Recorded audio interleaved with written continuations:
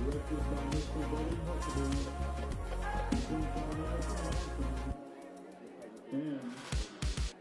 the American Legion comes my way. And BSW plays 7-4-4.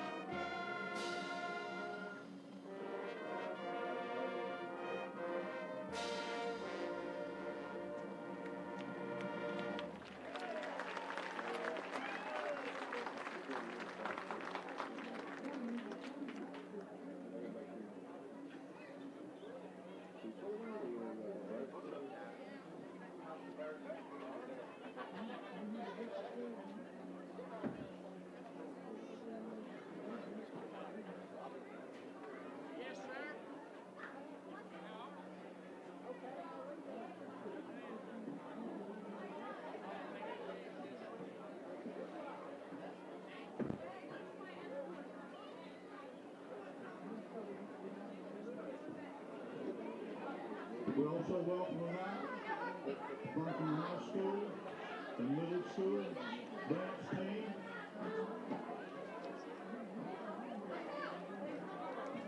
And the JV cheerleaders and the high school cheerleaders.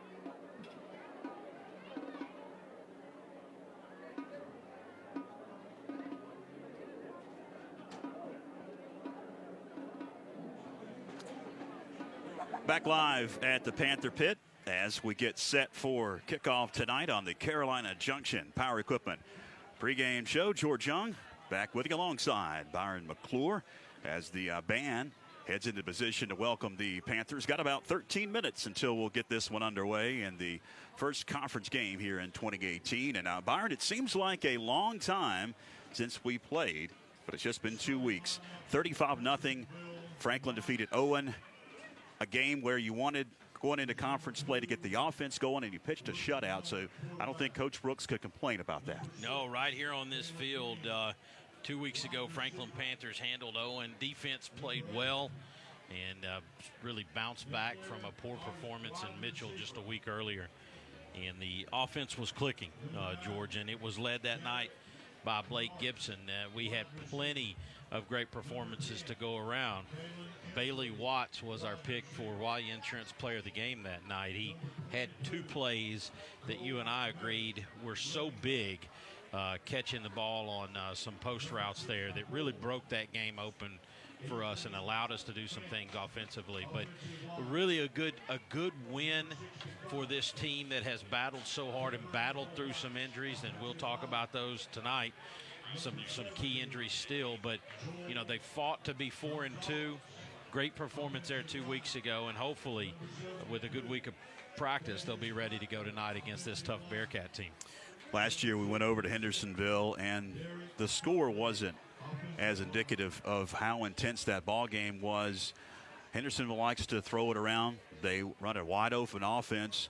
That game came down to a couple of plays last year. It did come down to a couple of plays, and we were in a position with some really heady senior play to make the plays that we needed to secure that win. But it's one of those kind of games, George. Franklin plays a team where they're quite frankly out-athleted. I'll just call it what it is. And when you play those kind of teams, what you know is that all it takes is just a little opportunity. Just one time when you, as a player, don't take care of what you got to take care of and you leave the door cracked, and a real athlete is going to beat you in those opportunities. He's going to get the 10-yard gain, 20-yard gain, or he's going to take it to the house on you. And that's the kind of players they have at Hendersonville High School. That's the kind of players they bring in here tonight. Well, it's time for the Russell Hawkins Edward Jones outlook to tonight's game. And Byron, what do you think is going to happen in this one? Well, one of the things I think it's easy to focus on Hendersonville's offense, and we know they're going to spread us out and try to play basically basketball on turf. But, as I've watched some video of this team, what I was maybe more impressed by was the aggressiveness of their defense. They really like to get after it. They've got strong linebacker play, and they've got so many athletes out there. They feel like they can play a lot of man on your receivers. So it's going to be tough to move the football, I think, against this team initially. But look for Franklin to get settled in as we move along. And with some nice misdirection plays here, we can maybe counter that over pursuit of that aggressive defense and hopefully strike on some big plays of our own and come out of here with a victory. That's the Russell Hawkins of Edward Jones outlook to tonight's game as we get set. Got about 9.5 minutes until we'll kick this one off. We are now on Facebook Live and on YouTube Live on Backlot Cinema's Facebook and YouTube pages. So if you would like to listen to the audio provided by WFSC and the video provided by Backlot, you can do so right now. We are streaming live on Facebook and on YouTube Live. All right, we'll take a break here on the Carolina Junction Power Equipment pregame show. Come back, and we'll get an injury report and get you set for kickoff. Hang with us on the Franklin Panther Sports Network. We'll make sure we mention these at some point.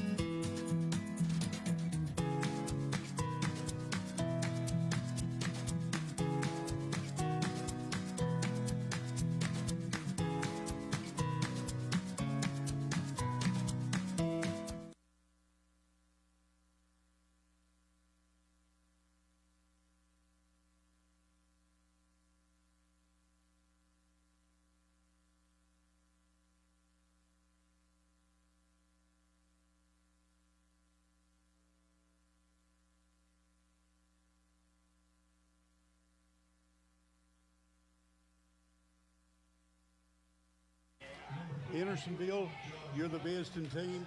I got a coin, head and tail. You're going to call it before I flip it, and if I drop the coin, I'll pick it up and reflip. What do you call? Heads. Heads he called. It is a tail, Captain. He won the toss. Franklin has won the toss and elected the third. Which one do you keep the fruit from? Put your back down there, please. The Panthers won the toss and have the third until the second half. Welcome back to the pit. The Panthers have won the toss and have elected to defer to the second half. Just had the toss of the coin at about the 40-yard line as we get set for kickoff here at the pit. Time now for the injury report, Byron, and unfortunately, even after an open week, we have some injuries. Yeah, we've still missing Jared Evans out there for this season, but also missing Connor Evans on that offensive line this week. And the big one that we certainly are going to have to figure out, somebody's going to have to step up out there. Coleman Saunders will not be playing tonight. You know, out there on the outside, catching passes and defending passes, somebody's going to have the opportunity to step up and play big tonight for us. Definitely need that to stretch the field against this athletic bunch from Hendersonville. The Panthers are in the end zone. They are getting set to come onto the field. The band has stretched out on the field. We are ready to play Rocky Top. Here come the Panthers onto the Panther Pit field. Hendersonville is in their end zone to our right, about to come onto the field. So we will take our final break here on the Carolina Junction Power Equipment pregame show. When we come back, we'll kick things off back after these words across the Franklin Panthers Sports Network. Hi, I'm Bryson Burke of Homestar Mortgage. I am a direct mortgage lender and I finance dreams. Are you ready to buy a home? Good news, I can help you achieve the dream of home ownership. We have programs that can allow you to finance the dream with zero money down. Here at Homestar Financial, we take pride in helping our clients find the perfect mortgage that fits their needs. If you or anyone you know is looking to purchase a home, let me help finance their dream. Call me today or stop by my office. You can buy a red one, a blue one, any shape, size, or price, on lot, online, or even from a vending machine. What and how you buy has changed a lot, but one thing has never changed. You buy it from somebody, and the people make the difference. Upfront pricing, market-based trade-ins, service after the sale, and never ever any games or gimmicks. That's the Smoky Mountain way. And these are the Smoky Mountain people. Smoky Mountain Chrysler Dodge Jeep Ram, 556 Highlands Road in Franklin.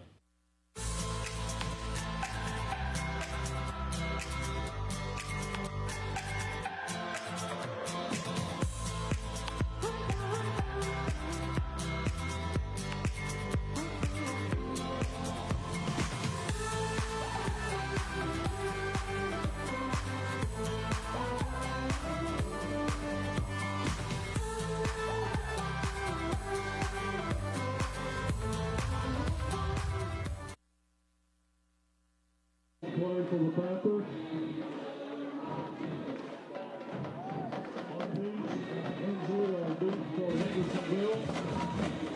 Back live at the pit, just about set to kick things away as Conway has teed it up. And he is just going to pooch it towards the far side. It is going to be caught by an up man at the 35, up to the 40, to near the 50-yard line. Is where the Bearcats will begin their first offensive possession. Caleb Green, the up man, junior, 5'9", 175 on the kick return to the 48. And that's where the Bearcats will take over, 1st and 10. And George, it's worth saying, if you're tuning in wondering why we're kicking the ball like that, Mike Wood, they've got a lot of athletic weapons back there to receive the football. We're trying to keep it away from them. They will spread the field on 1st down. Now we've got whistles before the snap. Looks like some equipment issue. Woodson Hunter, the quarterback, has some equipment issues. The white hat is talking to him. And now we're ready for action as Hunter will settle in the gun. He'll spread the field with 4 wides on 1st down. Hunter drops in the pocket, heaves one down the seam, and it is over the outstretched hands of his intended man, trying to hit Nasir Artist at about the 20-yard line. It's going to bring up 2nd and 10.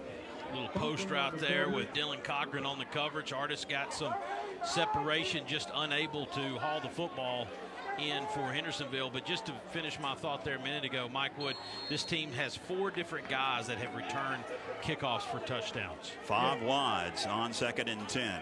Hunter out of the gun. 3 down linemen for the Panthers at their own 48. 2nd and 10. Pass into flat, complete, and then upended immediately at about the 48 into Panther territory by Tyler Harrison. The pass was caught. Caleb Green, he's a junior. And that's going to bring up a 3rd and long for the Hendersonville Bearcats from the near hash at their own 46. Hunter out of the gun once again. 4 wide set on 3rd and 6.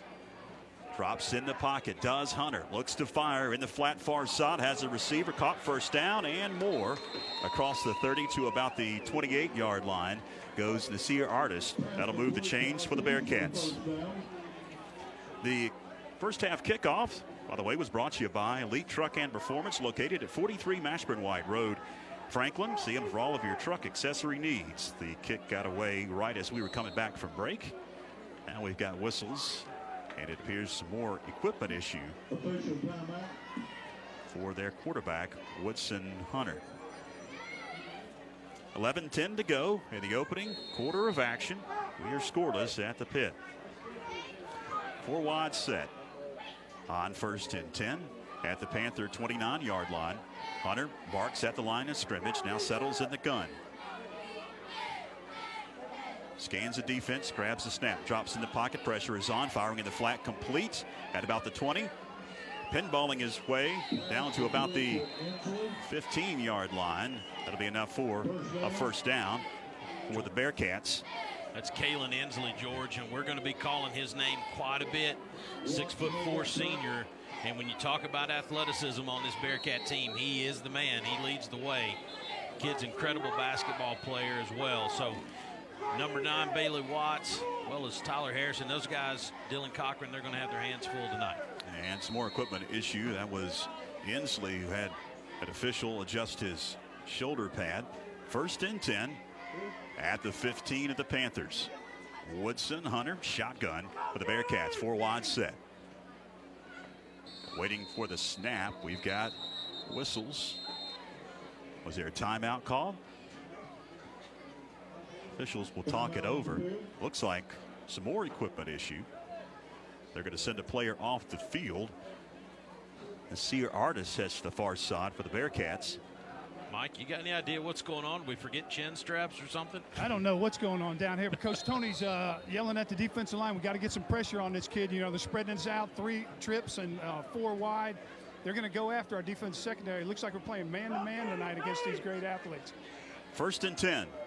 Hunter grabs the snap, going to hand to his wingback, right up the gut for about 5 yards. Goes Cole McMurray. He's a senior. Nick Appel and Josh Blackburn stuffed that A-gap right there and sent that kid backwards. Under 10 minutes remaining, 1st quarter. Hendersonville driving, opening possession of this ball game.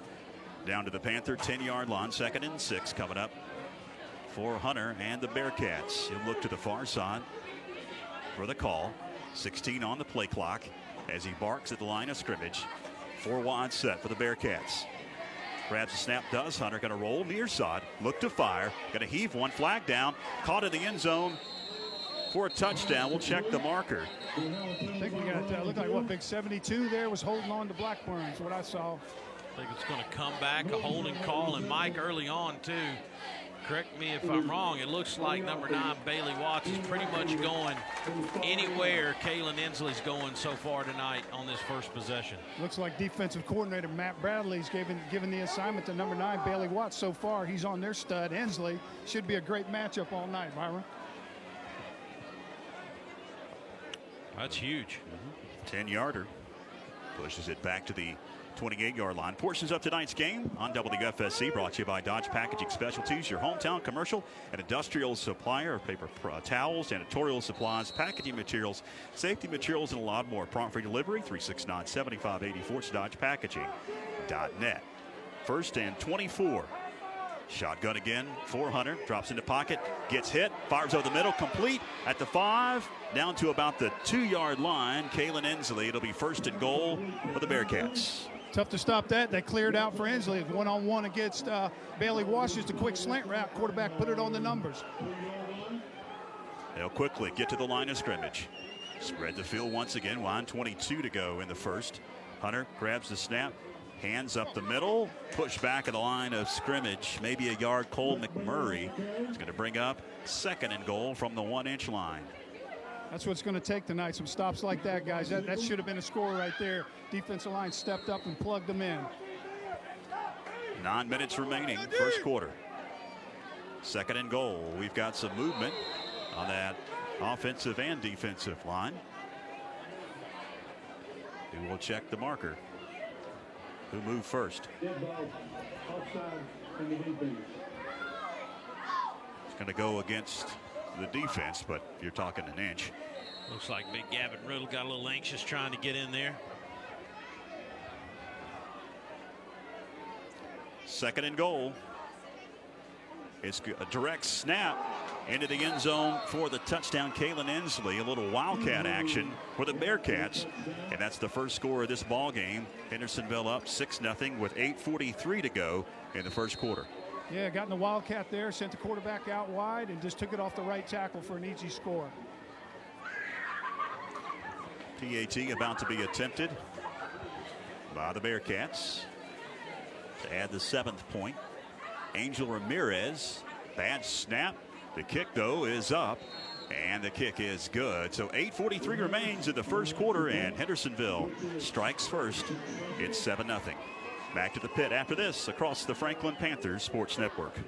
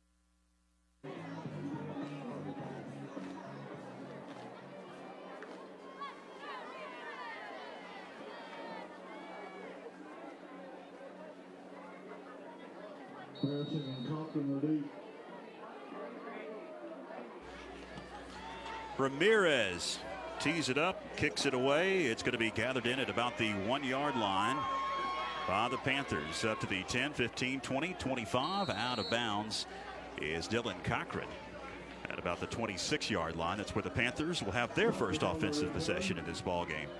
Now trailing 7-0. We'll see tonight. Of course, we mentioned earlier with the injury report, Connor Evans missing off that offensive line tonight, so that's going to require somebody again stepping up in that position. Mariano Perez has accepted that challenge, Byron. That's yeah, trying to get it. That's who that is. Left tackle right there next to Josh Blackburn, number 53.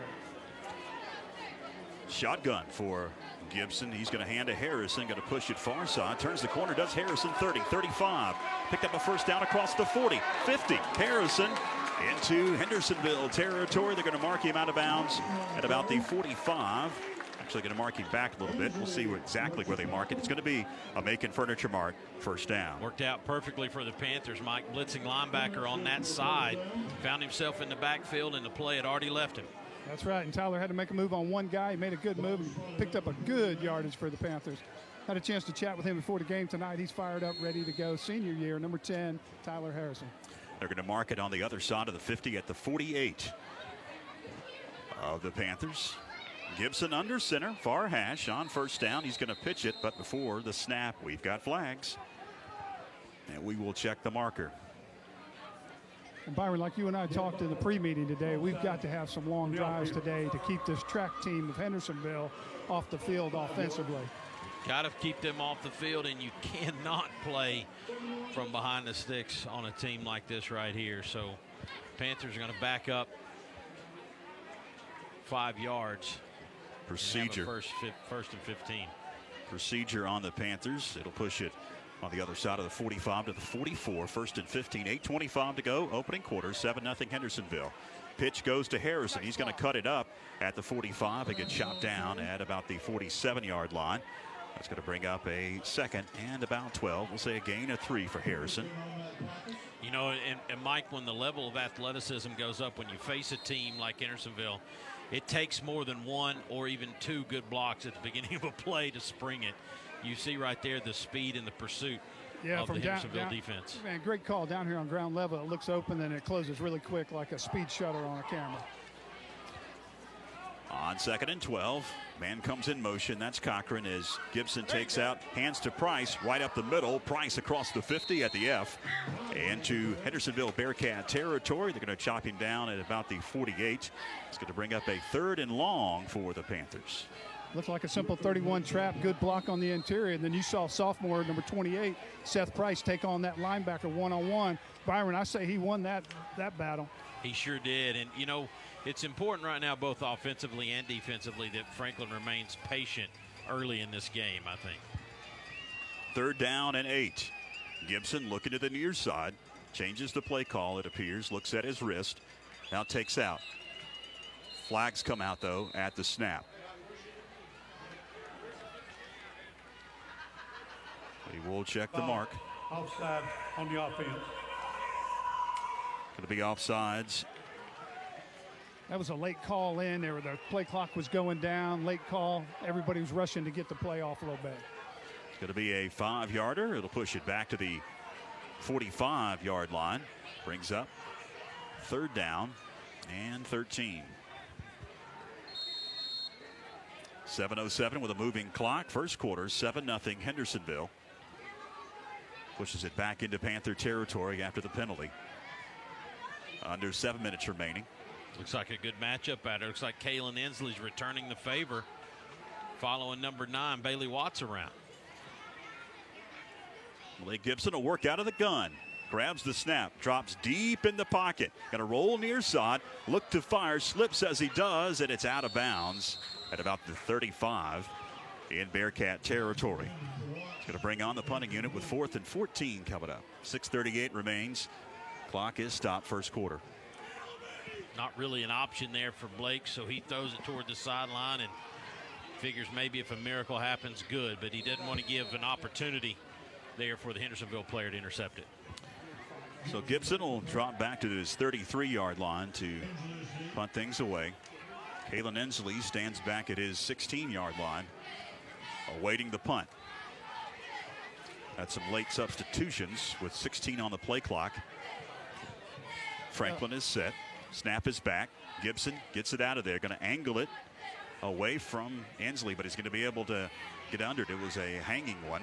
Flags coming out as Ensley turns the corner far side, 30, 35, up to the 40-yard line. And he's out of bounds at about the 43, but we'll check the marker back at the 20-yard line. Portions of tonight's game on WFSC brought to you by Tassingers. Floor coverings, Carpet One. They work with over 1,000 stores to get the best prices and the best service around. Go by and see Big Billy Hanley for all of your floor covering needs. It's Tassingers Floor Coverings, Carpet One, West Palmer, Franklin. Guys, just went 524-84-42. Block in the back going against Hendersonville. So that's going to push him back from the spot of the foul, which was about the 22. It's going to pin him deep. just want to say thanks to you and Ben Walker and the gang at Backlot. This is a new twist. We have the white hat mic'd up tonight. So you're going to be able to hear the calls if you're in the stadium, and I understand that's coming through on the feed as well. We hope.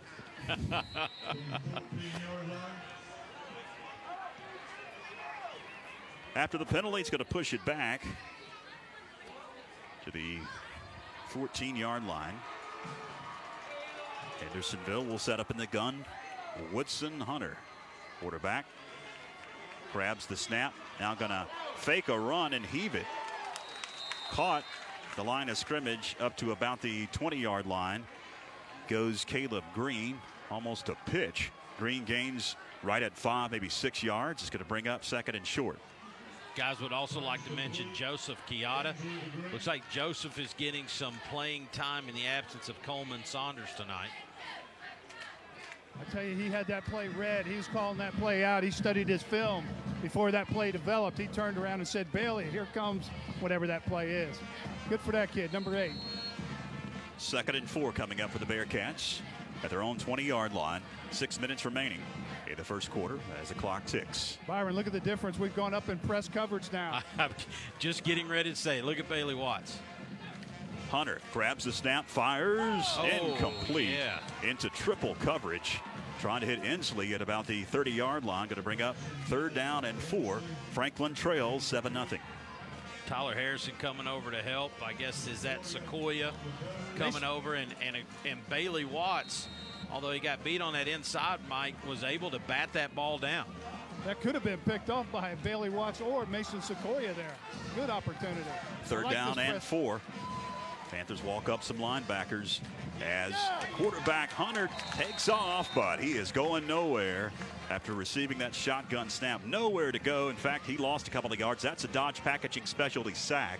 That's going to bring on the punting unit for Hendersonville. That's a victory, Mike. That's a first victory right there for the Franklin Panthers, and particularly the defense. Great job by there by number 1, Noah Sitton, a junior.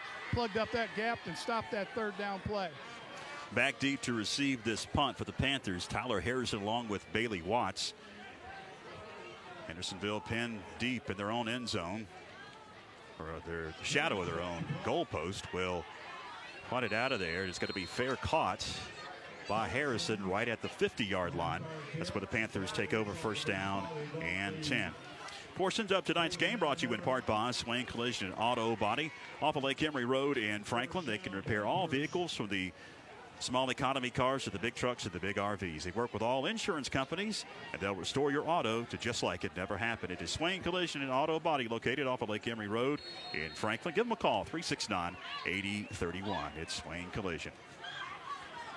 Panthers set up shop just on the other side of the 50 at the 49 of their very own.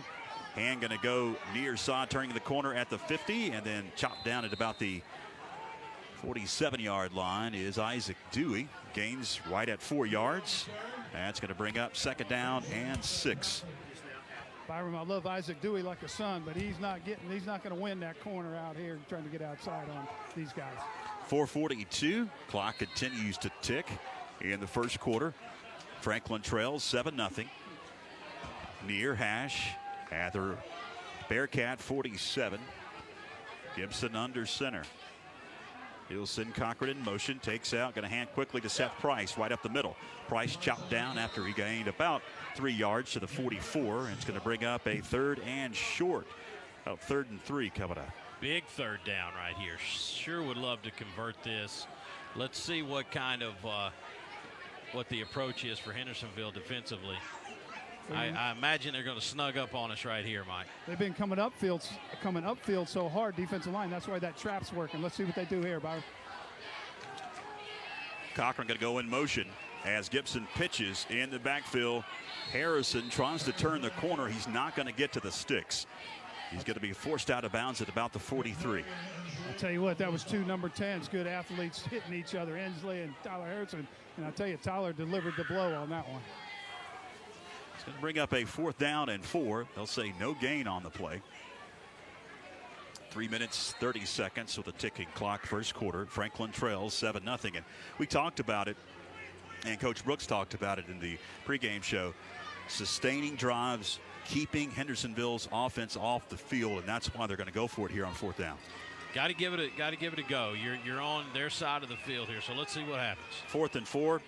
Swing pass complete to Mason Sequoia. Sequoia got the first down, 40-35 to about the 33-yard line. Move the chains. Take it away, Mike Wood. I like that play. Man, they set Mason Sequoia up in the flanker position, H-back position, turned it through it to him. He looked like a giant catching it and just rumbled down the field for the first down. Big first down right there for the Panthers. Again, keeping the ball away. We're on their side of the field. And again, that's one of those small victories that we talked about. And you mentioned the trap working against their defense coming up the field. That's exactly what we talked about in the Edward Jones outlook. Shotgun for Gibson on first down. Got a hand to Harrison up the middle. Harrison weaving in traffic across the 30 to about the 28-yard line. Harrison able to gain right at 5 yards on first down. Going to bring up second and short as we tick under 3 minutes remaining in the first quarter. Franklin trails 7-0. Looked like Mike, I was watching another part of the field. Was that the little counter tray play there to Tyler Harrison? Yes, sir. And old Tyler, man, I love that kid. 150 pounds, just puts his head down and bowls right through. I wish he had about 30 more pounds on him. Heart of a tiger there, number 10, Tyler Harrison. Well, tonight you better run like that and be willing to deliver the blow, or you'll get hurt out here. There's going to be some real... 2nd and 5, pass in triple coverage, trying to hit Cochran at about the 10-yard line, is incomplete. A couple of Bearcats hit each other in the air and then went to the carpet here at the pit. Looks like they're going to be okay. 3rd down and 5 coming up. 2:02 remaining first quarter. Well, speed creates those big hits is what I was getting ready to say before. I was hoping we would catch that pass. But unless you're willing to deliver that blow, you get hurt out here tonight, because there's some kids in the white jerseys that I'm seeing out there delivering the blow as well. And again, they've got so much speed coming up the field. 3rd down and 5 for the Panthers at the Bearcat 28-yard line. Shotgun for Blake Gibson. Grabs the snap. Going to hand off. Isaac Dewey.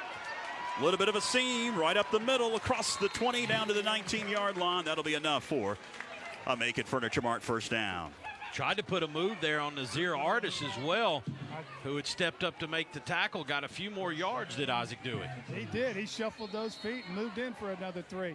I think that was designed to go around the right side of the center. Dewey saw the hole before the center, cut it upfield for a nice gain. First down and 10 at the 18, 1:44 to go. We got no coverage out here on this side. Look. First quarter, 7-0 Hendersonville. Hand goes to Price up the gut. Price to about the 16. He's still fighting. Helmet comes off of a Panther. Flag flies. Little too aggressive maybe there by the Hendersonville player. Looks like I was blocked out a little bit. I think he came in when that play had already been determined. And Byron, did you see foul? there we go. Face mask. White. Did you see Bailey Watts and Dylan Cochran lined up here on the right? Inslee was the only defender. He was waving frantically for another defender to come help out. So that's what I was getting ready to ask. Did you hear anybody yelling to try to call Blake's attention to that? No.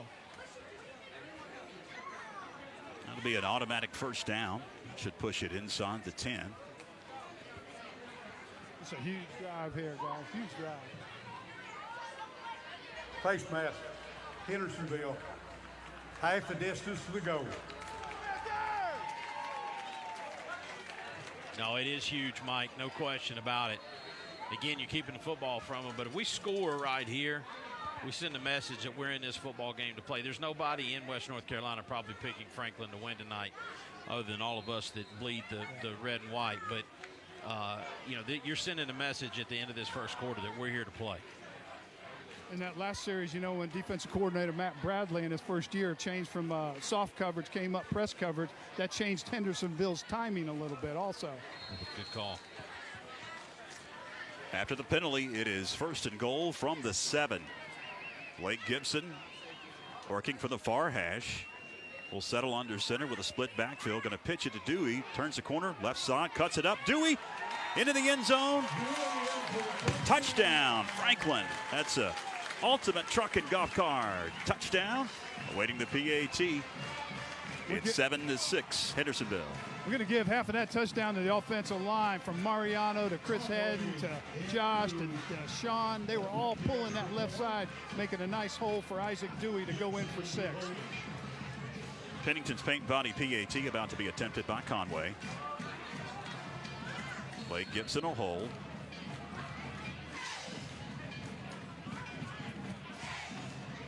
Awaiting the snap. It's back. The kick is up. And the kick is good. We are tied at 7 with exactly 60 seconds to go in the first quarter as we head to break across the Franklin Panthers Sports Network.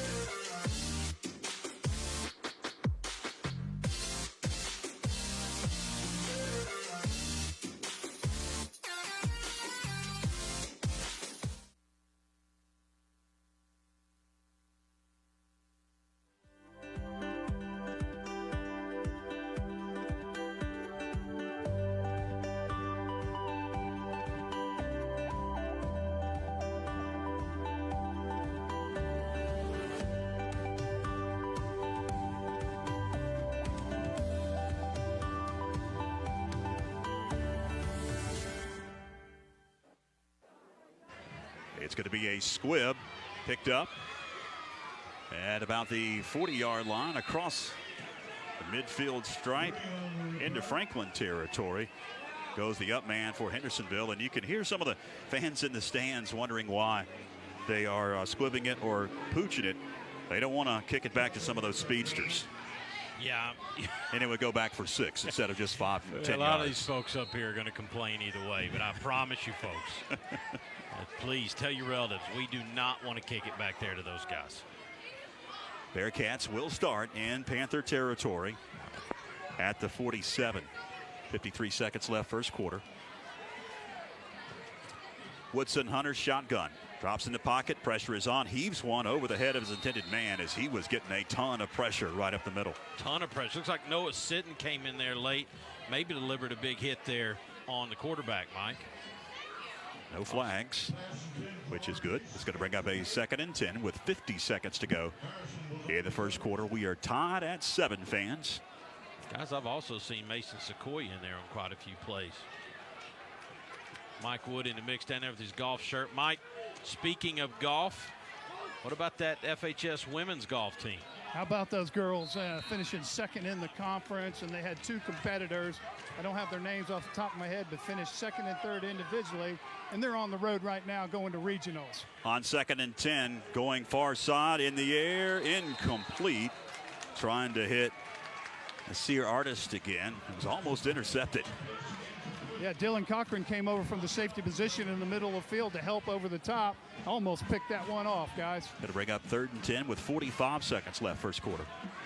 He had gotten a step on the man covering him there, but Dylan in perfect position. Probably, and to be honest with you, a great play by Artist to keep Dylan from intercepting that ball. Yeah, he became a defender right at the end of the play. 3rd down and 10, 14 on the play clock as Hendersonville takes their time. I'll spread the field once again, 4 wide set. Far hash at the 47 of the Panthers. 3 down linemen. Panthers walk up some linebackers. Flags at the snap. Looks like a procedure call going against the Bearcats. It's going to back them up. Dead ball. False start on the offense. 5-yard penalty. I want to say a thanks to Glenn Hedden calling in tonight, letting us know, George, that the White Hats call is coming through the radio. Good. Just fine. Good. So thank you, Glenn Hedden. There's been a lot of audio adjustment here at the booth. Hours, and then they've moved the actual speakers from where they were to the press box. Adam Drake's been working on that. He's got an iPad and walking around the stadium adjusting it. 3rd down and 15. Ball is tipped at the line of scrimmage and falls to the grass. Incomplete. That's going to bring up 4th down and 15, and here comes the punting unit. Noah Sitton again with another big play for the Panthers. Him and Mason Sequoia were calling their name a lot tonight early on. I think it was big 6'7" Jesse Siegel who got a paw on that, if I'm not mistaken. Tipped it up, Sitton almost grabbed it. Big Jesse's made a huge difference up there on that defensive line. Man, he's big enough, you know, he's covering up the A and B gap. Hendersonville will punt it midfield. Check it. Watts along with Harrison Peter are back deep to receive, but they're not going to come anywhere close. That one was a shank off the end of the foot and out of bounds at the 36-yard line of the Panthers. A great field position with 36 seconds left first quarter. We are tied at 7 here at the pit tonight. Great pep in the step, too, down here on the sideline. A lot of energy. Guys, I would be remiss with all this talking about kicking if I didn't highlight and we're going to do this through the night, but I want to highlight Brandon Stywinter going in tonight to the Franklin High School Hall of Fame. Brandon was a kid that I played football with in high school. Wonderful young man, and we lost him way too early. But you want to talk about a kicker, Mike Wood. He could get it done. We've got whistles and a flag before the snap. 36 seconds left first quarter. Franklin and Hendersonville are tied at 7. Ball. False start on the center. Panthers. So a 5-yard penalty going against the Panthers. Pushes it back to the 31-yard line. Going to bring up 1st and 15 with 36 seconds left in the first quarter. Tied at 7 here at the pit on homecoming. I have an extended halftime both on Facebook and YouTube Live with the homecoming court. We'll have that live. You can watch the homecoming court, and we'll have, of course, the RSR CarQuest Auto Parts halftime report on WFSC. On 1st and 15, Gibson going to hand off to Harrison, and he's going nowhere. Tracked down from behind for maybe a yard gain to the 32. And that may be the final play of this first quarter. We're down to 22 seconds left, and the play clock has not started. Big Tyrese Hunt, 5'11", 225 linebacker. Surprised we've not called his name a lot for running the football tonight. Down to 10 seconds. Looks like Franklin will try to get a play off as Cochran goes in motion. Gibson drops into pocket. Looks to heave one. It's a dead duck, and the receiver falls down trying to come back to it. And it's going to fall incomplete. Going to bring up 3rd down and long. 3rd and 14 for the Panthers, as that one didn't look good from the start, guys. Blake would like to have that one back. One of the few times this year he's not been able to make the throw he wanted to make, Mike. Well, Coach Josh is yelling at the receivers. They ran the wrong route. It's supposed to be a quick route, little 4 or 5 yard dig back in there. Bailey took off on it. Still was open a little bit. Looks like Blake's ball slipped out of his hand a little bit. We've got 0.8 seconds left. If you're watching on Facebook Live or YouTube Live, it says 0-0-0, but there's 0.8 seconds left on the clock. So one more play before we head to the second. In motion goes Cochran on 3rd down and long. Gibson rolls near side, going to heave one out, complete at about the 35-40. Price close to the sticks. Did he get it? Ooh. I tell you, the guy on the far side, okay, his spot's a little better than when he first turned his foot in there, Mike Wood. He was just over the 45. Now he's about where he needs to be on about the 47. Looks like he should be enough for a first down. And we will head to break. 12 minutes in the books here. Second quarter about to begin across the Franklin Panthers Sports Network.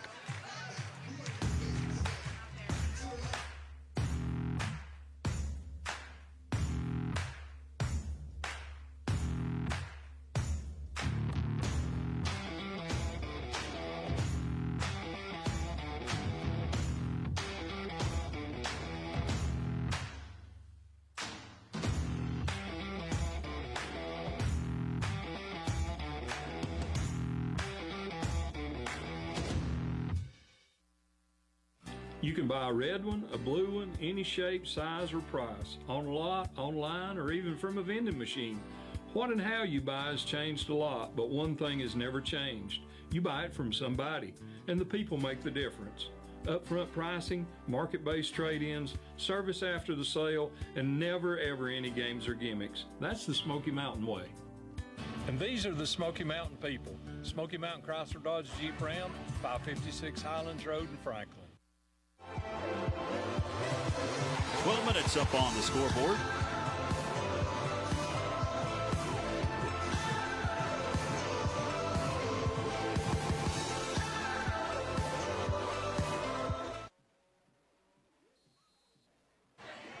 Panthers able to get the first down at the end of that first quarter and begin at their own 47-yard line. On first down at the snap, we've got more flags. And again, Mr. Official. Dead ball, outside on the defense. It's going to go against the Hendersonville Bearcats. Offsides against the defense. That's going to push it into Bearcat territory to the 48-yard line.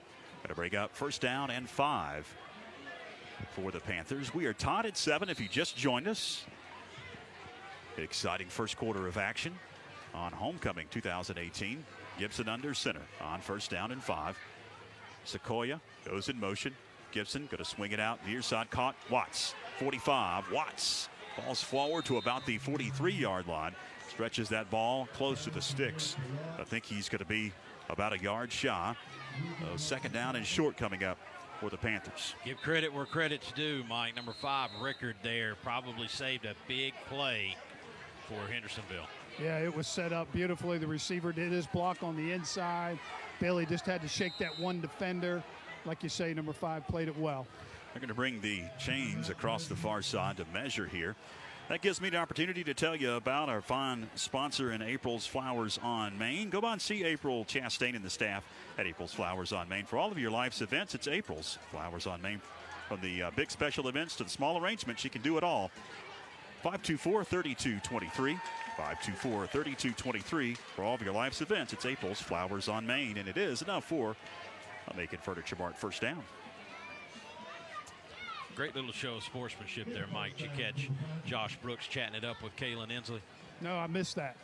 Nice little conversation. And cool. My experience with Kalen, he's a great young man. They got done, and he put his fist out for a fist bump with Josh Brooks. He's nice. A really good kid. Byron, did he transfer into Hendersonville from another school? I only remember Kalen being there the entire time. Ball spotted at the 43-yard line near hash in Hendersonville Bearcat territory. 1st and 10, 11:20 to go, second quarter. Pitch going to go near side. Harrison falls down as he was trying to turn it up. Gets back to the line of scrimmage. There's going to be no gain on the play, 2nd and 10.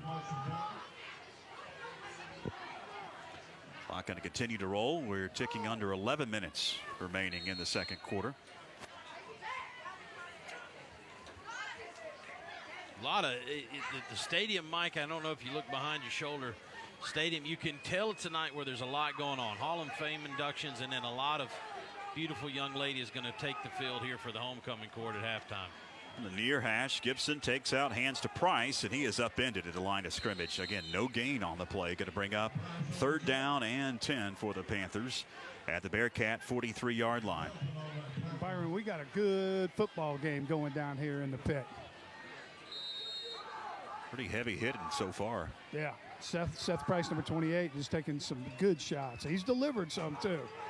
A lot of times we admit that we miss some of the adjustments, some of the small adjustments, but we can already see early some of the changes both teams are making as we move through the first quarter of play. 4 down linemen for the Bearcats.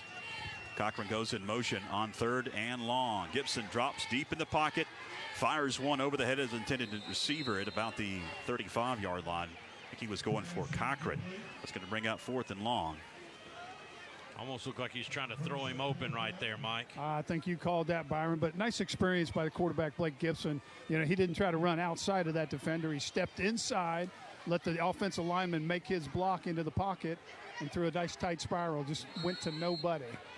9:57 to go in the second quarter. Tied at 7 here at the pit on homecoming 2018. Near hash at the 43, 4th down and 10. There we go. And it appears that Hendersonville will call a timeout.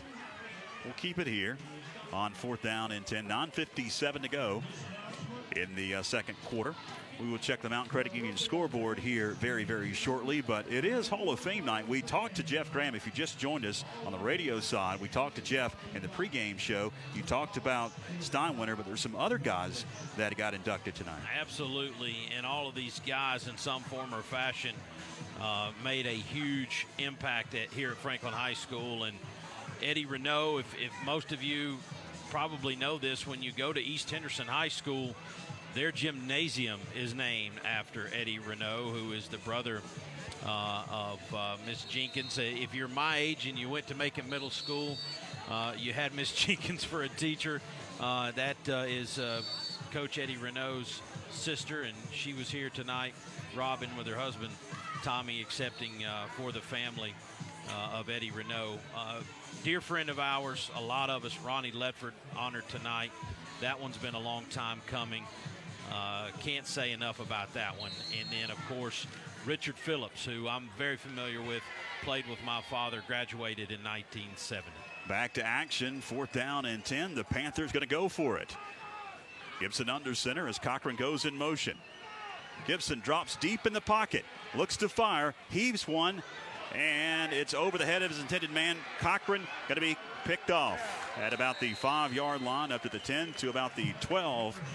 Goes Hazan Collington, and that's basically a punt. Nothing hurt. Exactly right, George. That's I would say that Blake could have 5 chances at a punt and maybe not get it inside the 12-yard line like he did with that little interception there. So if you're thinking that's a bad stat, on the stat column it will look bad, but it's a great play for the Panthers.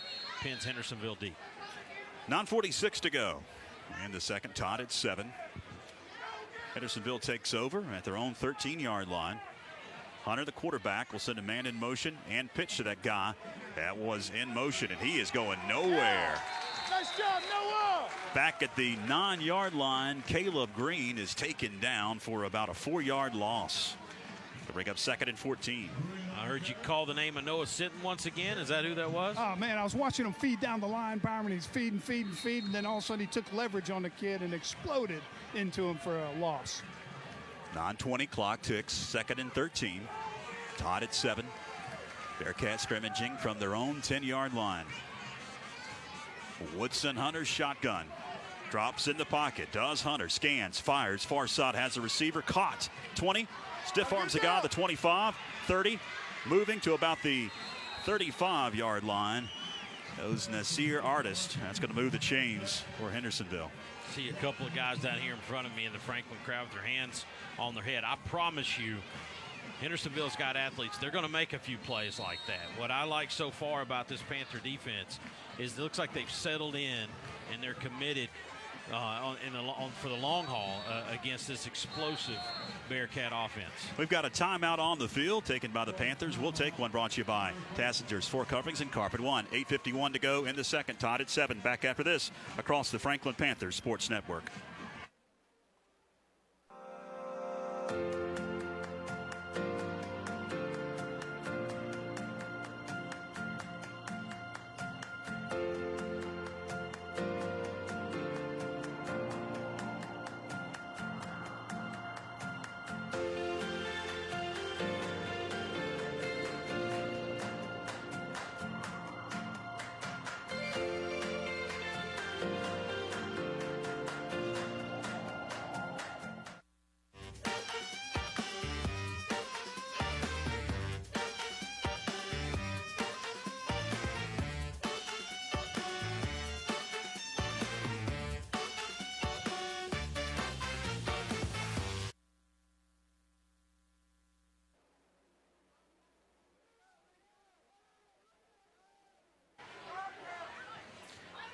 After the timeout, going deep.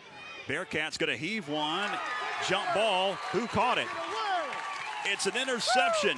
Dylan Cochran at the 30-yard line. George Young, I think Dylan Cochran just took that ball.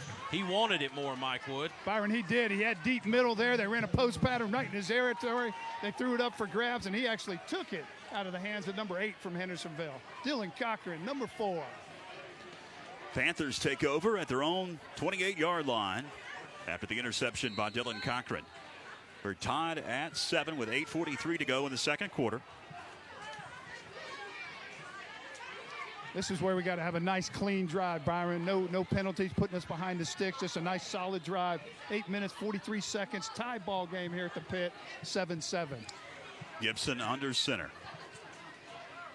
Split backfield. He's going to hand to Isaac Dewey. Going to push it right side, then cut it up. Near the hashes to about the 32-yard line goes Isaac Dewey. Gain of 4. Going to bring up 2nd and 6 as we tick under 8.5 minutes remaining in the second quarter. Tied at 7. Guys, checking that Mountain Credit Union scoreboard tonight in the Mountain 6. Looks like Brevard is up on East Henderson 7-0. I'm seeing a report of a very odd score early here. Smoky Mountain up 2-0 over Pisgah second quarter. We're going to check the validity of that score. 2nd and 7 officially. Pitch goes to Dewey. Dewey going to be chopped down at about the 34-yard line. Going to bring up a 3rd and long now. 3rd and right at 5 yards to go. 7:49 with a moving clock.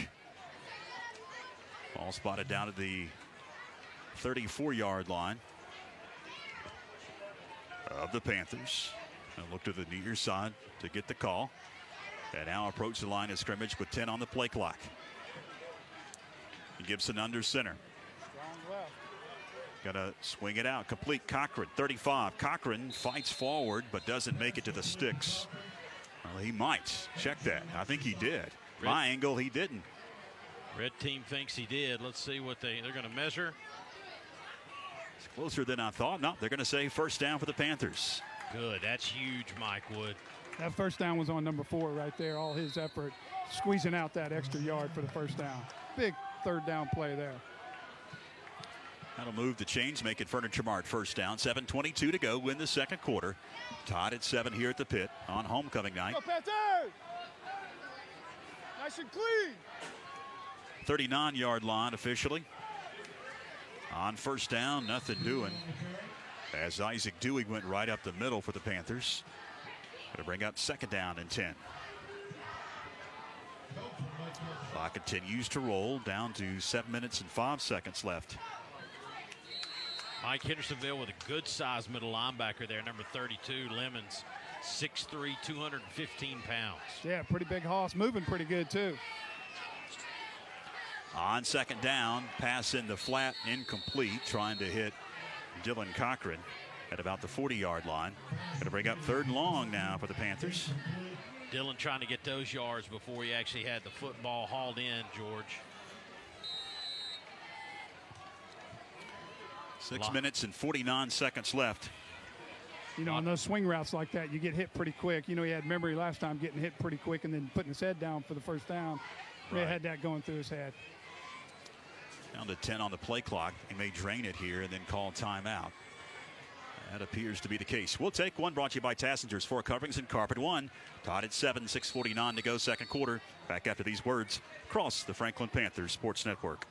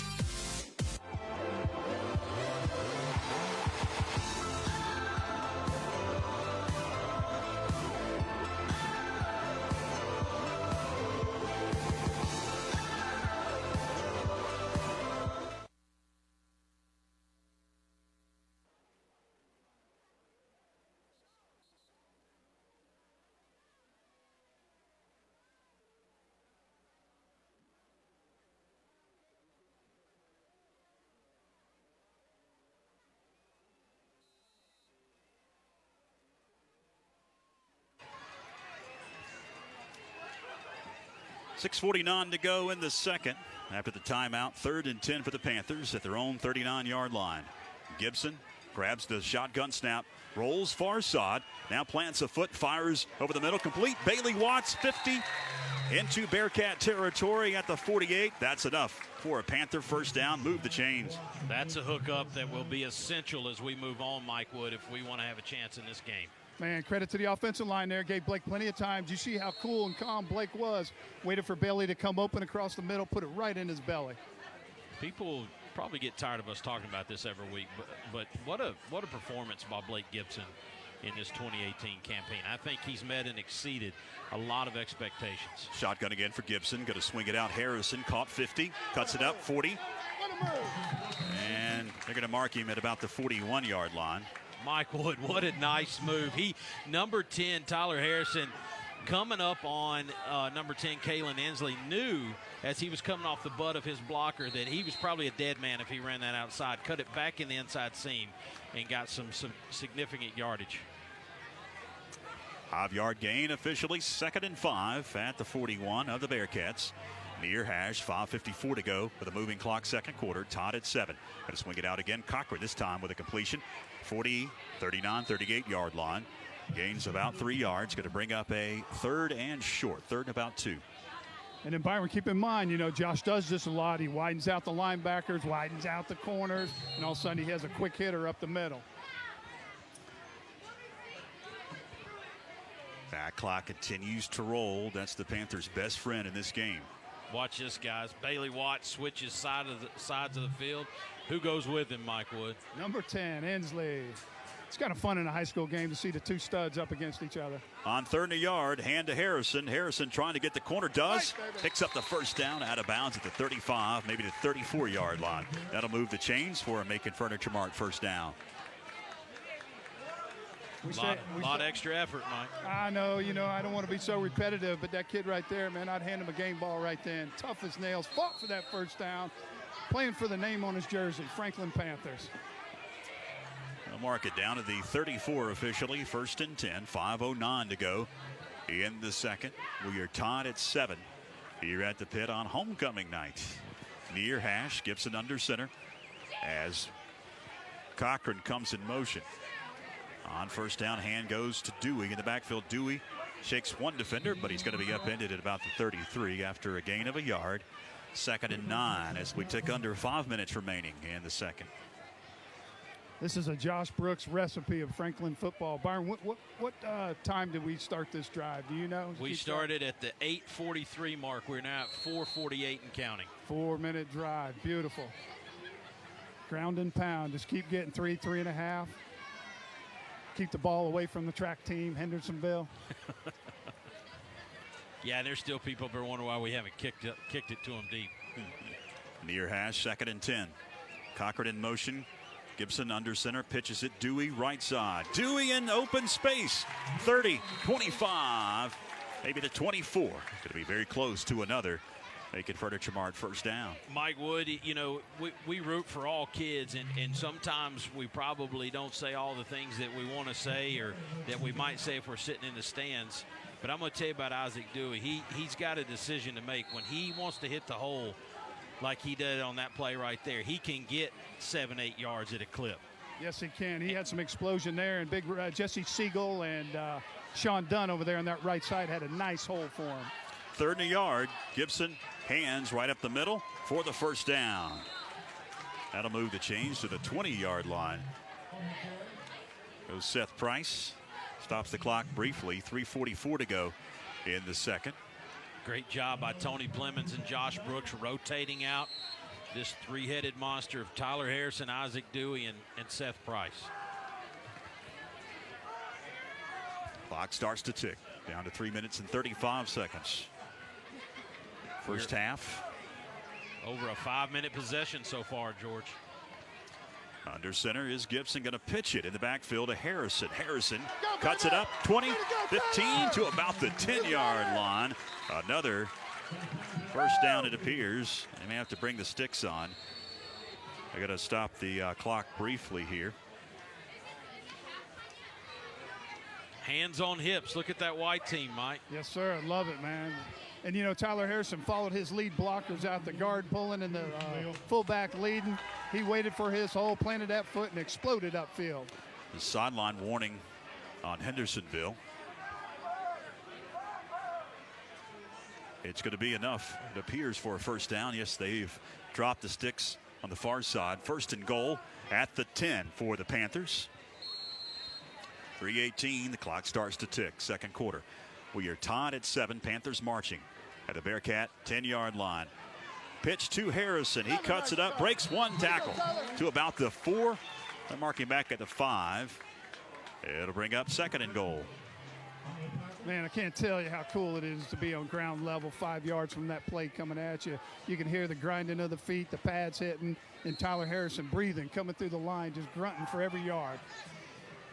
A lot of fun, high school football.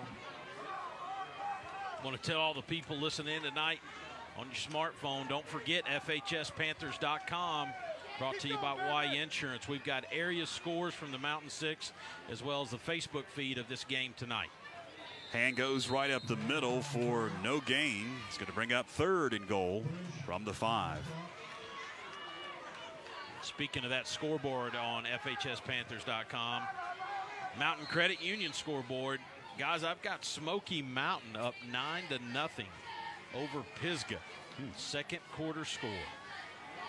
Down to 2 minutes and 9 seconds left on that second quarter clock. Tied at 7. 3rd and goal from just inside the 5-yard line of the Bearcats. Blake Gibson and the Panthers. Take out. Roll far side on a bootleg. Gibson has a lot of green grass. Heading to the end zone. That pylon, he's got it. Nice. Touchdown, Franklin, Ultimate Truck and Golf Cart. Touchdown, a minute and 50 seconds left in the second quarter. The Panthers are up 13-7. Great play there. They loaded up left heavy, the receivers and the H-back.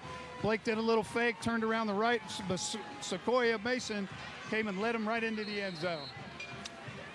Awaiting the point after touchdown, brought to you by Pennington's Paint and Body. Sam Conway has lined it up. Blake Gibson set to hold. Awaiting the snap, it's back. Gibson gets it down, the kick is up, and the kick is good. So with 1:50 to go, second quarter, the Panthers have taken a touchdown lead. It's 14-7 as we head to break across the Franklin Panthers Sports Network.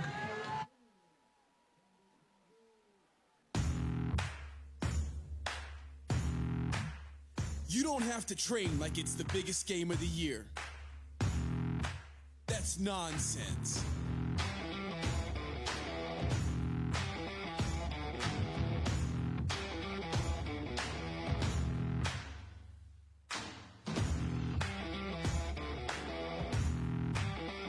Use 1040.com. Your taxes, smart and simple. Hi, I'm Bryson Burt with Homestar Mortgage. I am a direct mortgage lender and I finance dreams. Are you ready to buy a home? Good news, I can help you achieve the dream of home ownership.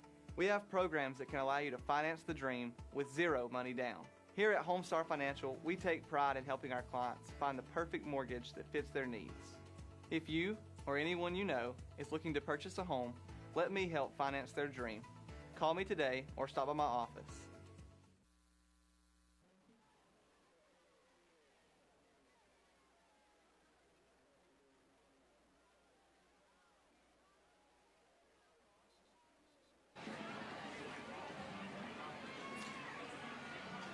Back at the pit, 1:50 to go in the second, 14-7 Franklin awaiting the kickoff.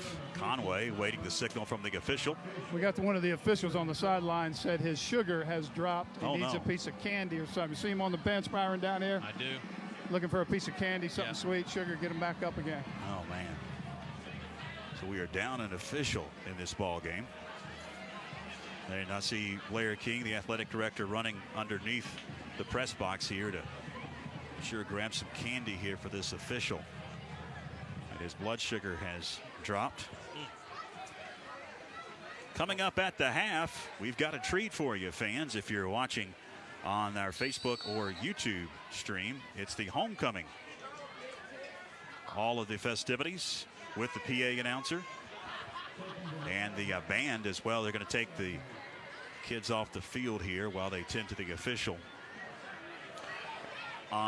He doesn't look good, man. He is chugging a pack of M&M's coated peanut butter.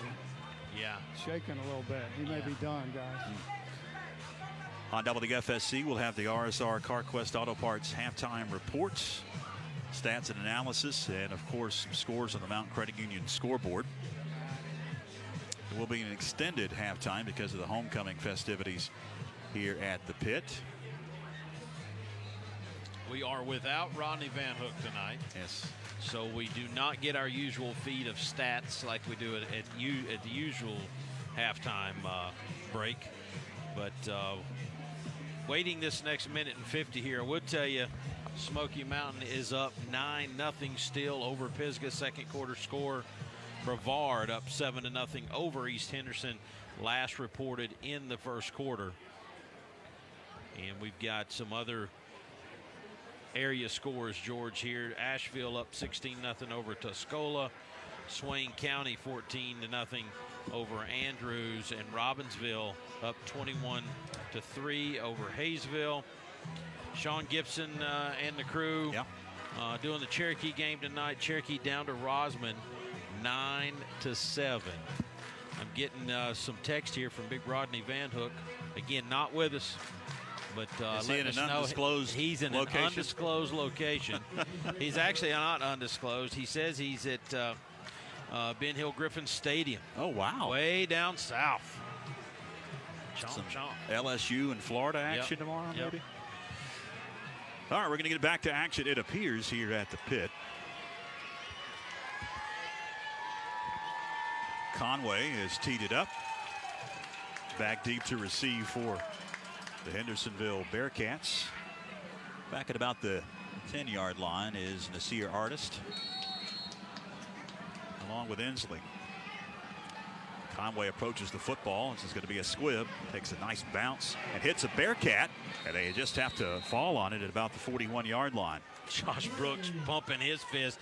You can't draw it up any better than that. Sam Conway, a kid who is just playing his first football this year, guys. He's a soccer player. He still doesn't fully understand the game of football, possibly. But a great kick there. And you could tell on that first kick tonight, Mike, he was a little nervous. Oh, yeah. I watched him lining up. He's a little nervous, but it looks like he's settling in. Coach Kyle Garner's worked with him extensively, doing a great job. Minute 48 to go, 1st and 10 for the Bearcats at their own 41-yard line. Hand goes right up the middle after the shotgun snap was high for about a 3-yard gain. Goes McMurray. That's going to bring up a 2nd and 7 for the Bearcats. Minute 34, clock ticks, 2nd quarter, 14-7. Franklin will spread the field 4 wides on 2nd and 7. Pass far side complete at about the 45 up to the 39-yard line. Pass complete to Ensley. That'll move the chains. Quickly they'll come to the line of scrimmage. Stops the clock. 1:21 to go. Woodrow, Hunter. Well, we've got whistles and it's like a timeout going to be called by Franklin. We'll keep it here. Yeah, Matt Bradley wants to talk about this. Going to put some real pressure right here on the Panthers. Try to keep them off the scoreboard. We do get the ball, guys, coming out in the second half, which will be a long time from now because of all the festivities at halftime. 25, 30 minutes. Did you make a stop right here, Mike? You're in good position in tonight's game. You get the ball coming out in the second half, and man, you put yourself in a great position. Great position. With time running out, they're going to have to put the ball up in the air. Maybe we can get another one picked off. Hey, Byron, just for discussion, maybe later, in high school, if you kick the ball out of bounds on a kickoff, I believe the other opposing team gets it on the 35. I don't know sometimes why we don't take that strategy, just for discussion. Yeah. We've seen it in a couple of games. Yeah. After the timeout, 1st and 10 at the 36 of the Panthers. Hunter drops deep in the pocket. Pressure is on. Heaves one up, and it's knocked away. Tyler Harrison knocked it away, playing center field at about the 15. Guys, I mean, Mike, in your estimation, did Dylan Cochran? Because the receiver, Ensley, had no idea where it was. He didn't even break for the ball one way or another. That was the turnover we needed right there to close out the half. Minute 13 to go, 2nd quarter, 2nd and 10. At the Panther 36 for the Bearcats. Woodson Hunter barks at the line of scrimmage, the quarterback. 4 wides. Like we got a little zone going. Now we've got whistles. And do we have a flag? We do on the far side. False start on the offense. Ball start against Hendersonville. That'll back them up. Push it back across the 40 to about the 41. Minute 13 remaining in the second. 14-7 Franklin. Hendersonville again will spread the field with 2 wide receivers right and left. Woodson Hunter barking out the call at the line of scrimmage. He settles back in the shotgun. Wing left in McMurray. Going to quickly try to get it out of there. Going to heave one. Far side streaking to the end zone. He couldn't secure it. Ensley in stride went through his hands at the 10-yard line. Woo, Coach Bradley threw the dice, rolled the dice there. He had a blitz coming on the outside. Ensley was open going down the sideline. Was that overthrown, Byron, or they hit him in the perfect? No, I think Kalen Ensley would like to have that one back because that was a pretty good throw. And to be honest with you, on a night when the quarterback here for Hendersonville hasn't really made a ton of great throws, that was a good one. 3rd down and 15. 68 seconds left, 2nd quarter. Ball spotted down at the 42 of the Panthers. Bearcats again spread the field. Shotgun for Hunter. Wanted to run the option, going to keep it right up the middle. Goes Hunter to the 39-yard line. And now the clock is going to be stopped by a timeout. Just an interesting call right there. Well, shy of the first down. They're going to call timeout. Hendersonville does. With 4th down and about 12 coming up with 62 seconds left in the second. 14-7. Franklin on top. And again, we will keep it here. We want to make sure we get this critical 4th down and 7 for Hendersonville. And you're in that position on the field, guys, where you could go for it or you could try to pin them deep. Yeah, I mean, thank goodness Josh Brooks and Matt Bradley make the big bucks on that kind of stuff. But I will say this, Mike, you mentioned a minute ago, we dodged a bullet on that play before last there. Did we have a blitz there that is Cochran upfield or something? Yeah, I mean, Coach Bradley on this series right here has turned it up. Like on that last play, you said it was an odd-looking play. Well, the outside linebacker blitz. You got Mason coming off the edge. If Nick Capel is not in his proper position where he's trained to be, that quarterback's running for 25 yards. And, man, have we made some strides in that area. After a couple of games where our linebackers were not where they're supposed to be, this team has really stepped it up in terms of linebacker play. Hendersonville going to keep the offense out on 4th and 12. Hunter out of the gun. 4 wides. Drops in the pocket. Pressure is on, and he's going down. It's a Dodge Packaging Specialty sack. Big 53. Josh Blackburn got him. Looked like he got him pretty good, Mike. Man, number 53, Josh Blackburn, fired up. Senior came off that right side. The quarterback did a little pump, and then right after the pump, Josh took him to the ground. What a huge stand by the Panther defense right there, Byron. And now you got 58 seconds left. Right at midfield at the 45-yard line is where the Panthers take over. Their very own 45. We'll see what Coach Brooks dials up. Gibson drops in the pocket. Looks like maybe a busted play. Now going to take it near side. Flag comes out as Gibson goes hard into the bench to stop the clock with 53 seconds left. Let's check the marker. It's down at the line of scrimmage and came out as Gibson turned the corner. On the offense, 10-yard penalty from spot of the foul. Well, holding going to go against Franklin here. That'll push it back, and Coach Brooks may just run the clock out now. Yeah, that'll certainly probably change the way we do things. Guys, real quickly, how about an update on these other Franklin Panther teams? The JV team last night went over to Hendersonville and won on a last-second deal. I think just a 2-point win. Is that right, George? I think it was 22-20, the final. And that's exactly what's going to happen here is Blake Gibson going to just take a knee. Guys, also want to mention that Macon Middle School team. They're 5-1, coming off a big win last night in Canton, something we can all get behind, beating Canton. But a big job there from the middle school team, Coach Buck, Coach Pollock, Coach Potter, coaching those kids up to a 5-1 record so far. 30 seconds left as the clock continues to tick. Another knee should do it for Blake Gibson, and that will do it for the first half of action, unless Hendersonville wants to call a timeout. Clock is stopped with 15. Hendersonville will call a timeout. So they'll have to do it again with 15 seconds left. Franklin will have to take a knee once again to run out the rest of the clock here in the second quarter. 14-7, Franklin on top of the Bearcats. And the good news here, you get to kneel, kill the clock, and get the ball to begin the third quarter. Yeah, and with the way that we're moving the ball, I mean, again, great job by that offensive line tonight. Chris Hedden and the guys up front allowing us to run the football. We're mixing in the pass, had a couple big catches for first downs. Right off the top of my head, I can think of Mason Sequoia, Bailey Watts. Those guys have made big plays. Dylan Cochran to get it to the sticks. Let us keep the football and keep that clock running. George, that last drive that we scored on was just shy of 7 minutes. That's huge. That is vintage Franklin football. That is vintage Josh Brooks. That's good stuff. That's how you play with teams like Hendersonville. Well, they're going to put 32 seconds on the clock. They're trying to get 22 down here, if you can tell them. 2-2. 22, there it is, 22 now. On the clock, they are set. Third down and 18. And then looks like Franklin will have to pitch one out to Harrison. He's going to try to turn the corner and get down before it gets out of bounds. He does. That will roll the clock, and that will do it for the first half of action. Maybe. We'll wait here. And it's ticking down to 5. That's going to do it.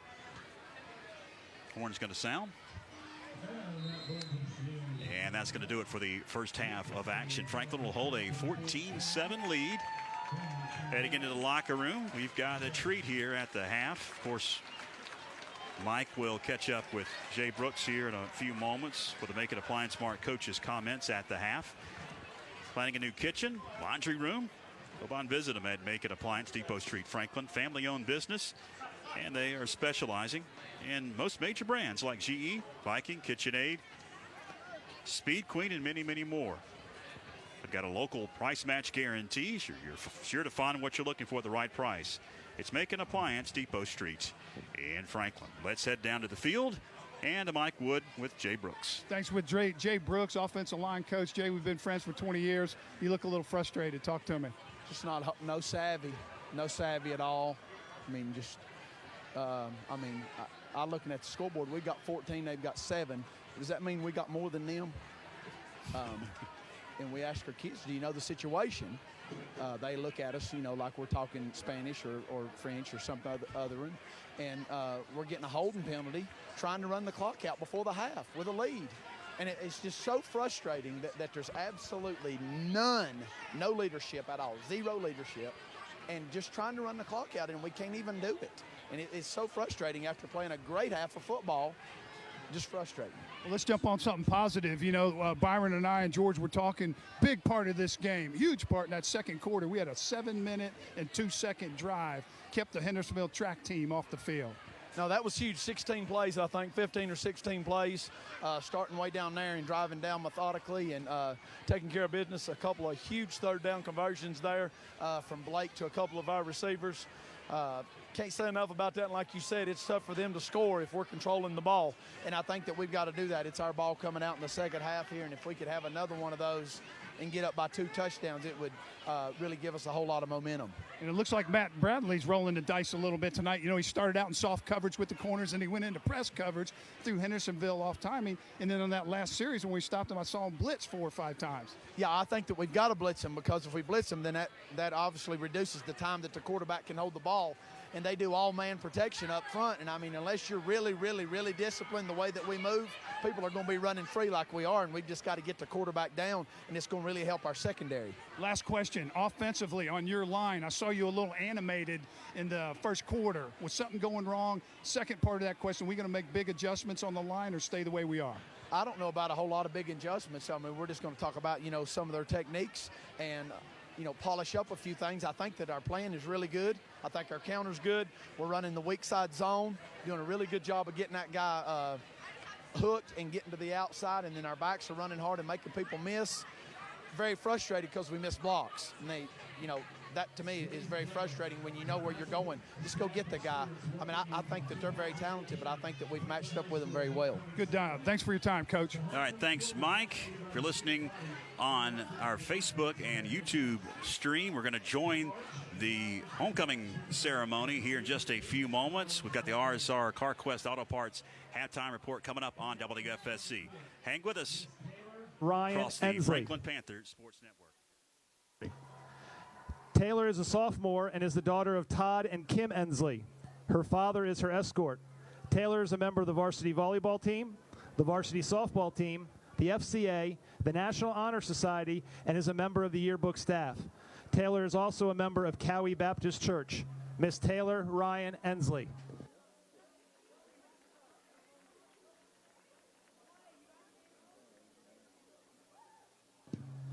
Miss Hannah Faith Angel. Hannah is a sophomore and is the daughter of Jeremy and Jennifer Angel. Her father is her escort.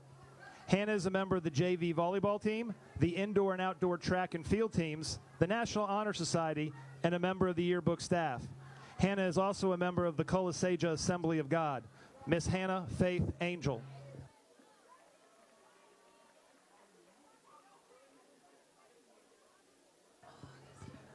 Miss Amy Caroline Tippett. Amy is a sophomore and is the daughter of Steve and Kelly Tippett. Her father is her escort. Amy is a member of the volleyball and softball teams, the FCA, the yearbook staff, and the National Honor Society. Amy is also a member of Iotla Baptist Church. Miss Amy Caroline Tippett.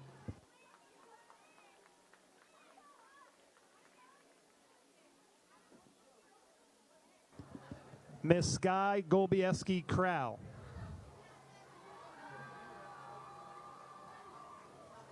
Sky is a sophomore and is the daughter of Rick Crow and Amber Golbieski. Her father is her escort. Sky is a member of the indoor and outdoor track and field teams, the National Honor Society, and is a member of the FBLA. Miss Sky Golbieski Crow.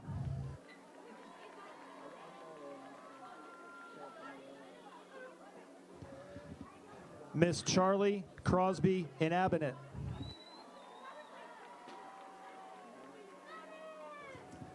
Charlie is a junior and is the daughter of Kevin and Kelly Inhabitant. Her father is her escort.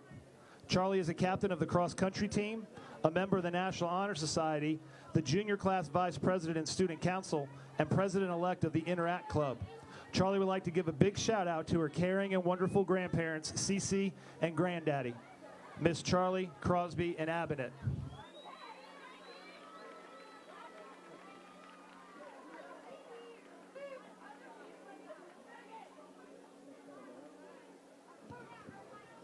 Miss Naomi Rose Asling.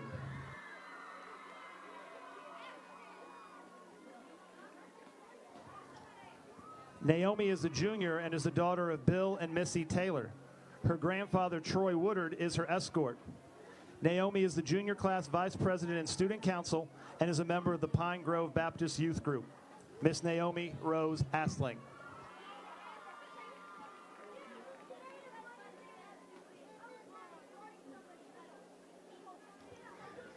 Miss Sidonia Morales.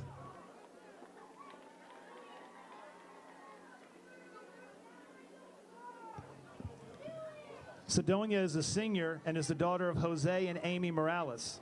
Her father is her escort. Sidonia is the goalie for the varsity soccer team and is a member of the National Honor Society. After graduation, Sidonia plans to move to the coast to attend college and pursue a career in sonography. Miss Sidonia Morales.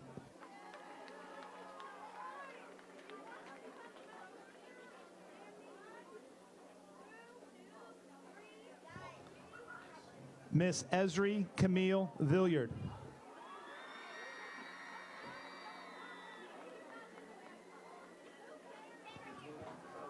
Esri is a senior and is the daughter of Jimmy and Robin Villiard. Her father is her escort. Esri is a member of the National Honor Society, the Interact Club, B Naturals, and is trumpet section leader in the marching band. Esri is also a junior black belt at Danny Antoine's Karate Academy. After graduation, Esri would like to pursue a career in adolescent psychology. Miss Esri Camille Villiard.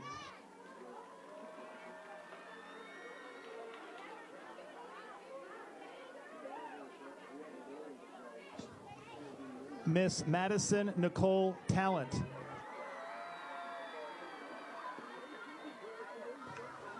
Madison is a senior and is the daughter of Larry and Maria Talent. Her escort is her father. Madison is a member of the track and field teams, a member of the National Honor Society, the Tri-Am Honor Society, and is a drum major in the marching band. Madison is also active in Discover Church. After graduation, Madison would like to attend Appalachian State University and major in music therapy. Miss Madison Nicole Talent.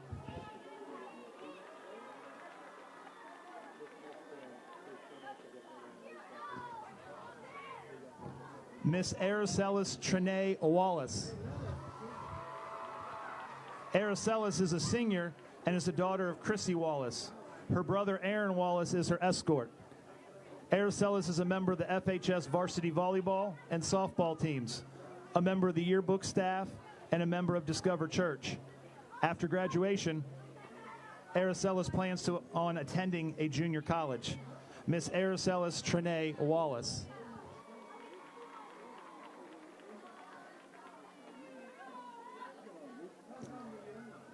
Miss Samantha Ash.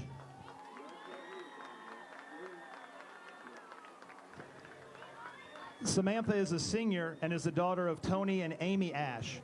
Her father is her escort. Samantha is a member of the National Honor Society, the Tri-M Music Honor Society, and is a pep band drum major in the marching band. After graduation, Samantha plans on attending college. Miss Samantha Ash.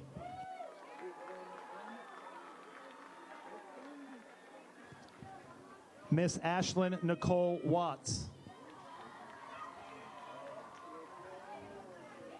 Ashlyn is a senior and is the daughter of Chris and Aaron Watts. Her father is her escort. Ashlyn is a captain of the varsity volleyball team and is a member of Red Online. After graduation, Ashlyn would like to attend Western Carolina University and major in hospitality and tourism. Miss Ashlyn Nicole Watts.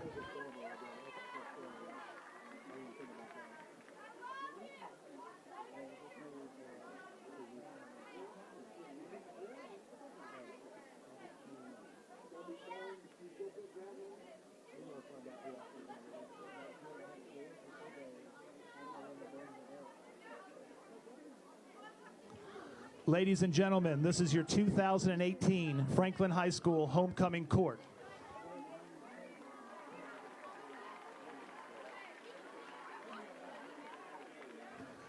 Returning to crown this year's homecoming queen is the 2017 homecoming queen, Miss Heidi Shope. Please give a nice warm welcome to our 2017 homecoming queen, Miss Heidi Shope.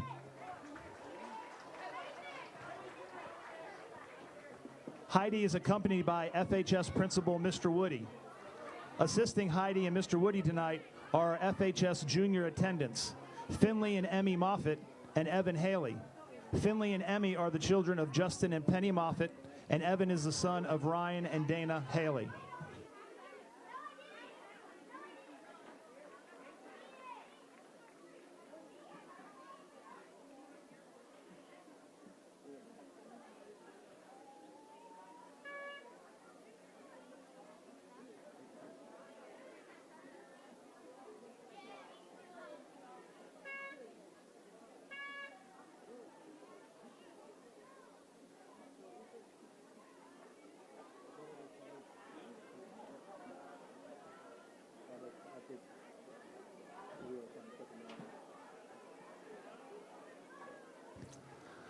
Ladies and gentlemen, your 2018 runner-up is Miss Samantha Ash.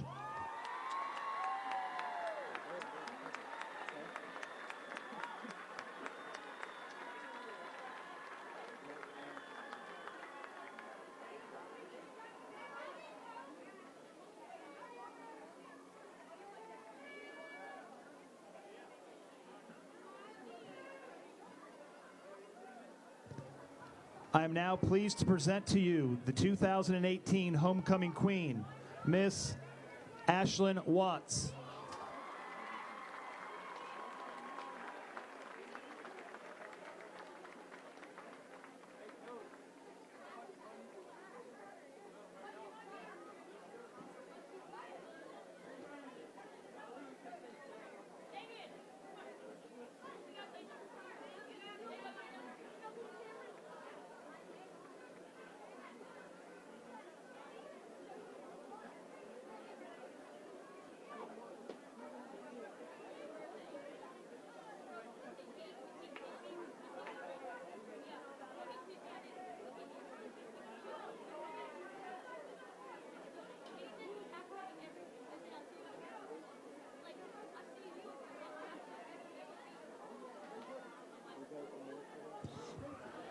The administration, faculty, and staff thank you for attending our homecoming ceremony and for your support.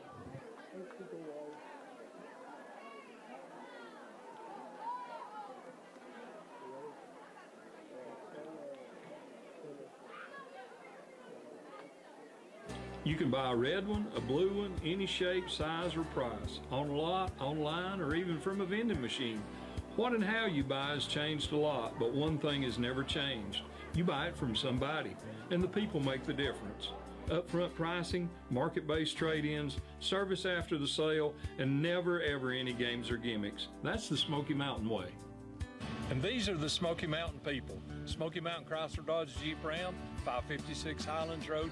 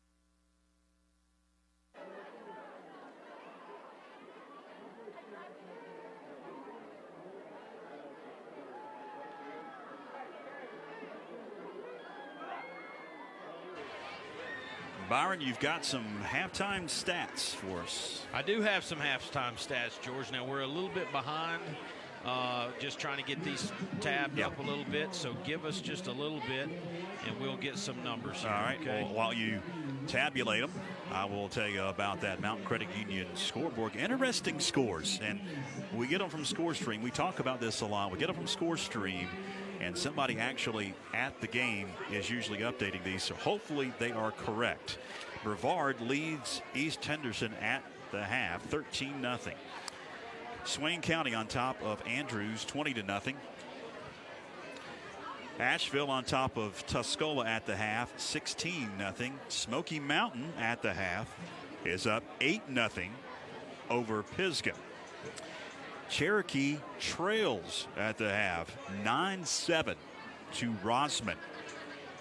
That may be a flip-flop score. We'll check here as you can hear that game on 104.1 WNCC down the dial if you're listening on the radio. Tonight, North Buncombe on top of North Henderson, 14-7 at the half. Robbinsville all over Hayesville at the half, 21-3.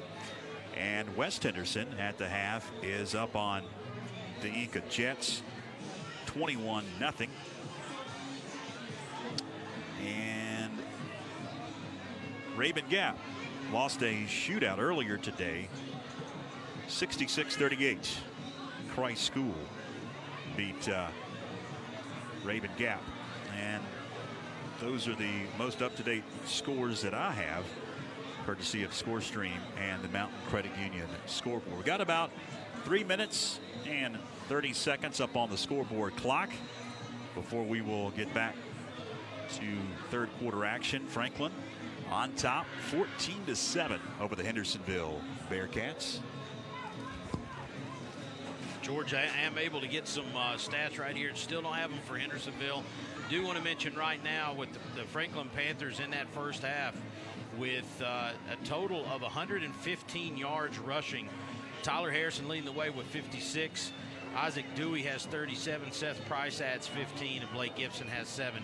Blake Gibson is 7 of 13 tonight, 59 yards passing so far in the first half with an interception. So there's your stats for the Franklin Panthers. That was quick tonight. Yeah. Tell you what, you've got a fast finger over there. It's a beautiful mind. It's a beautiful mind. Yeah. Puts you on the spot. Yeah. You get out your phone. Yeah. Got the calculator from Apple. Yeah. Compile those stats as quickly as possible. We're going to take a break here. It is an extended halftime, but before we do take a break, I got an interesting stat for you. Yes. How about 7 total yards rushing for Hendersonville at the half, guys? Wow. And again, hey, thanks to Warren Winchester, he's getting us the raw numbers. I don't have my man Rodney Van Hook, so I am having to beautiful mind. I can't vouch that the math is accurate. It's only quick, George, but I do have them for a total 7 total yards of passing. Interesting stat. All right, we will take our final break on the RSR CarQuest Auto Parts halftime report on WFSC. Come back and hopefully get to third quarter action. Hang with us across the Franklin Panthers Sports Network. You can buy a red one, a blue one, any shape, size, or price, on lot, online, or even from a vending machine. What and how you buy has changed a lot, but one thing has never changed. You buy it from somebody, and the people make the difference. Upfront pricing, market-based trade-ins, service after the sale, and never ever any games or gimmicks. That's the Smoky Mountain way. And these are the Smoky Mountain people. Smoky Mountain Chrysler Dodge Jeep Ram, 556 Highlands Road in Franklin.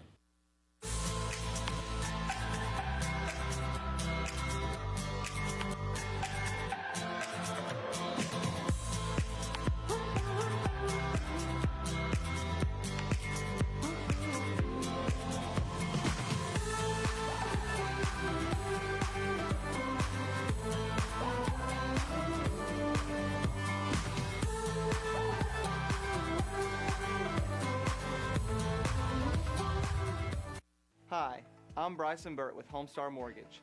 I am a direct mortgage lender and I finance dreams. Are you ready to buy a home?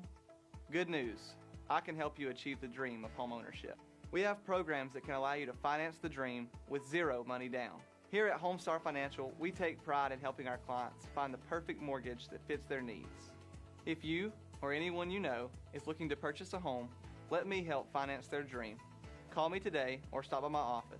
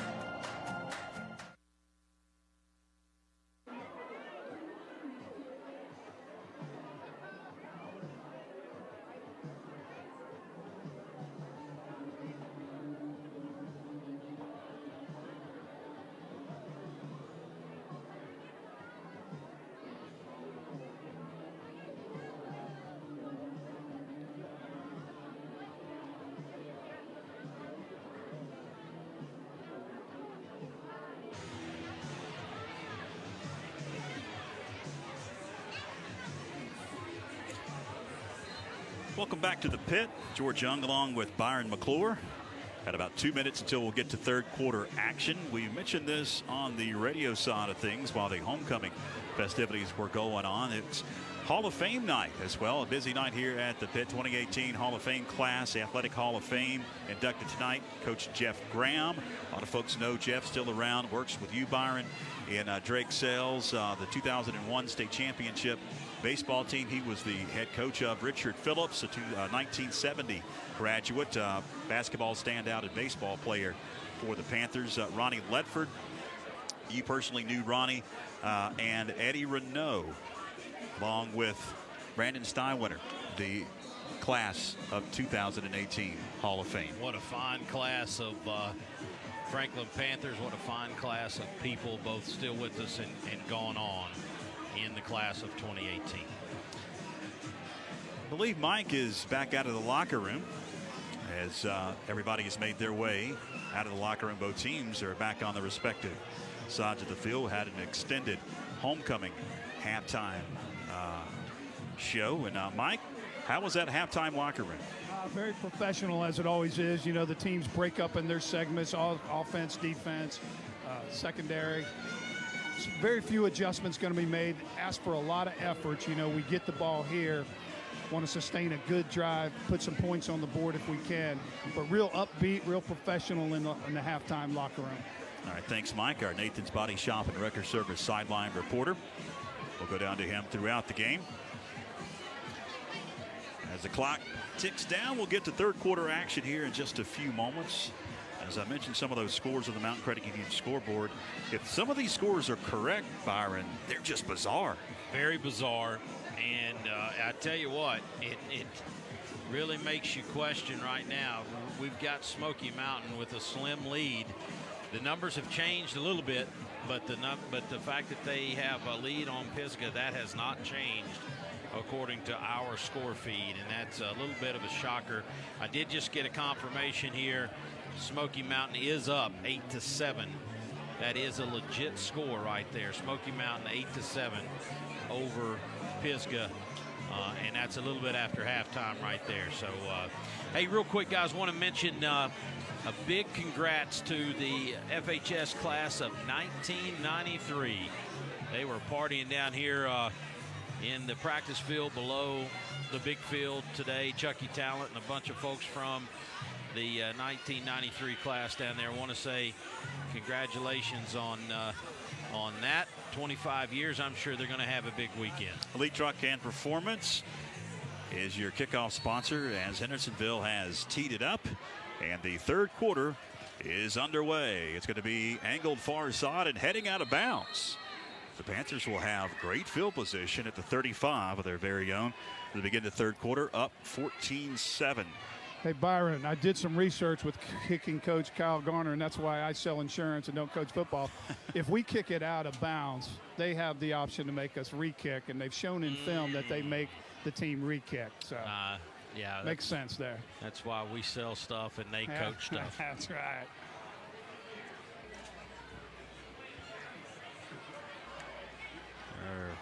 Kick it went out of bounds and was placed on the 35-yard line.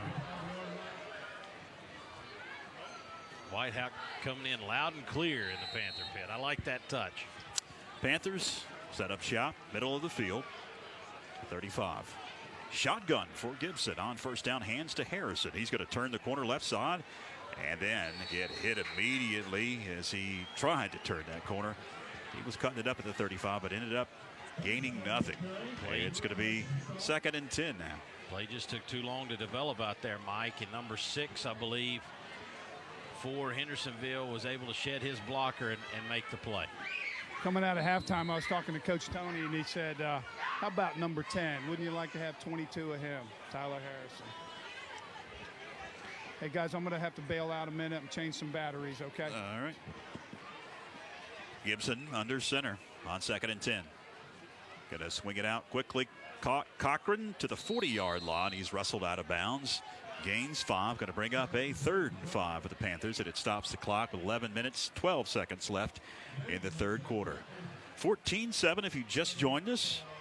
Panthers on top of the Hendersonville Bearcats, the opening drive of the third quarter.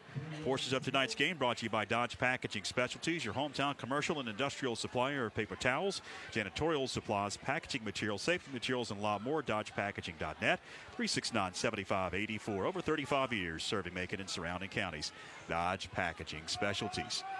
3rd down and 3 coming up. Shotgun for Gibson. Takes out. And on the snap, we've got whistles. And a timeout going to be called by Coach Brooks. We'll take one. Brought to you by Tassinger's Floor Coverings and Carpet One. Back after this across the Franklin Panthers Sports Network.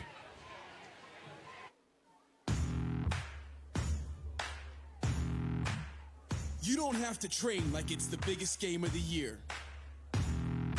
That's nonsense.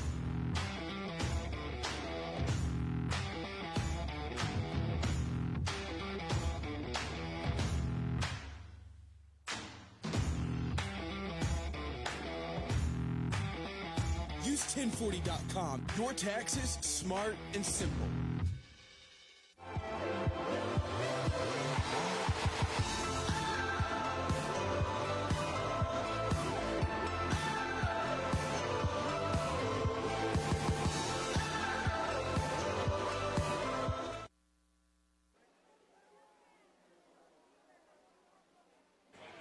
Minutes, 11 seconds left in the third.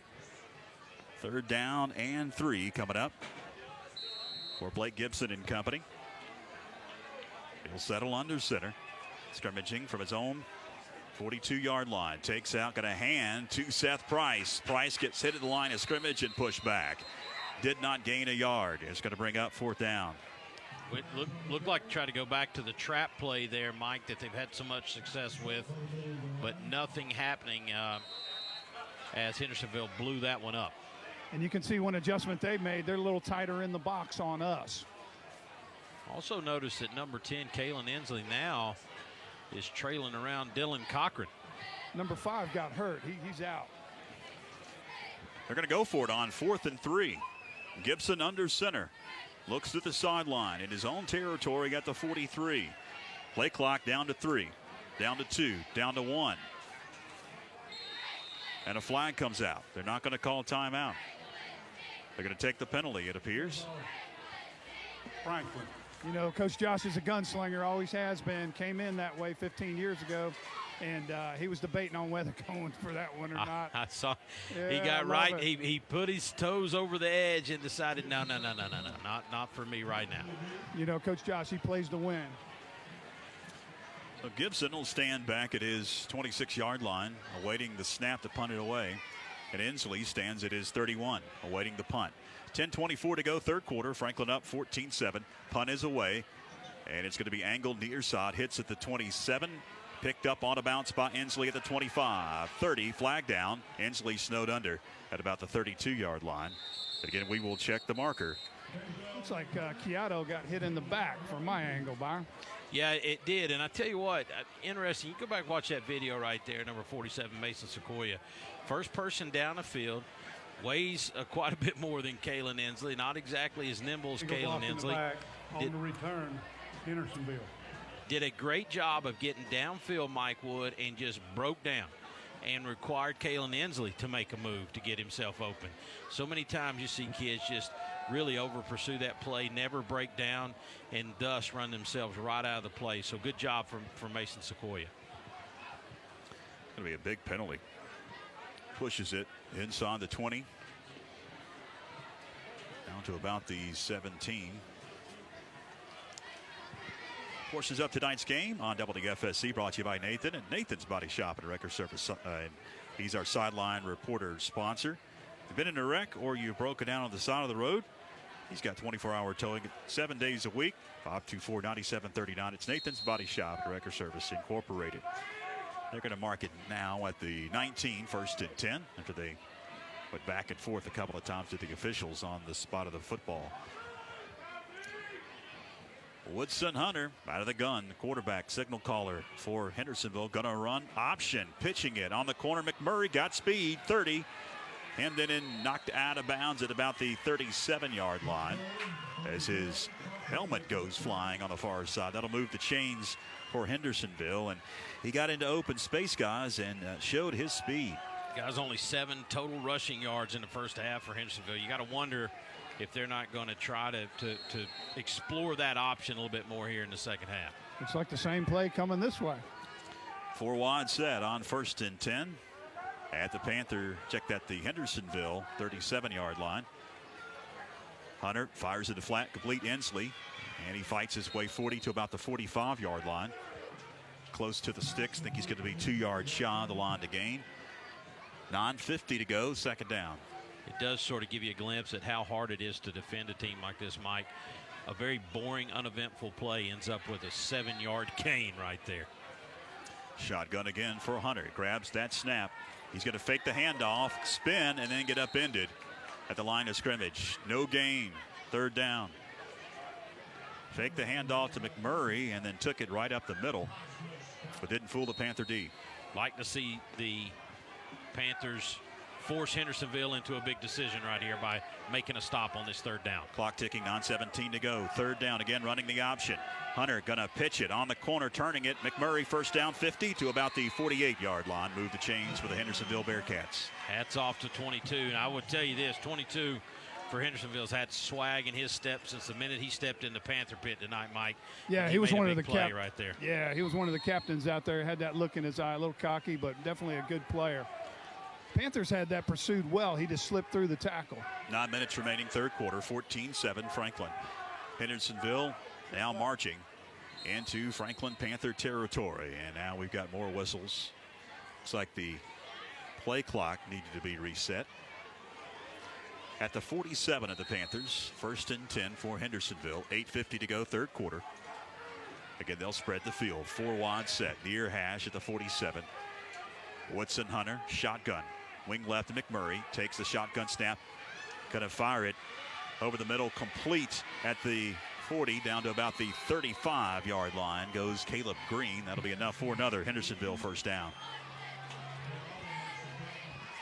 Hendersonville's first possession here in this second half. Panthers opened it up with the ball, but couldn't do much with it.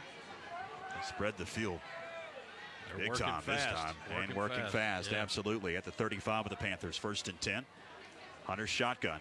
Got a hand. Nope. He took it out of the belly of McMurray, takes off, and dives forward to the 32, maybe the 31-yard line for about a 4 or 5-yard gain for the quarterback. It's going to bring up 2nd and 6. Hard to believe this team was actually down by a point to Owen at the half 3 or 4 weeks ago, but you got to, what you know is they end up winning that game 49-28, so you got to know the second half could be their best football. Clock starts to roll, 7:50 to go. Third quarter, 2nd and 5. For Watson again. Hunter shotgun. We've got movement. And here comes the flag. That's going to go against Hendersonville. False start on the offense.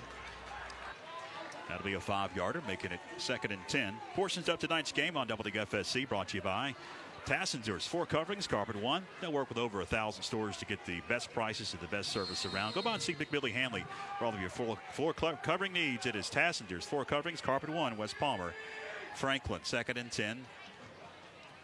Marking at the line of scrimmage is the quarterback, Hunter. Or wide set on 2nd and 10. Drops in the pocket, heaves one far side. Inslee caught 20 and knocked out of bounds at about the 16. Man, what a catch. Throw just put up there, knowing Kalen Inslee would be in the spot, and that ball was behind him. Mike Wood, I'd like to give him the benefit of calling it a back shoulder throw, but I don't think it was. I think he just had put it in the wrong spot. Inslee, though, so athletic, able to reach behind him and grab that one. 1st and 10. They'll work quickly again. Far hash at the 17-yard line of the Panthers. Hunter shotgun. Grabs the snap. Rushes on. He fumbles it. Flag is down. And I think Hendersonville recovered. They did.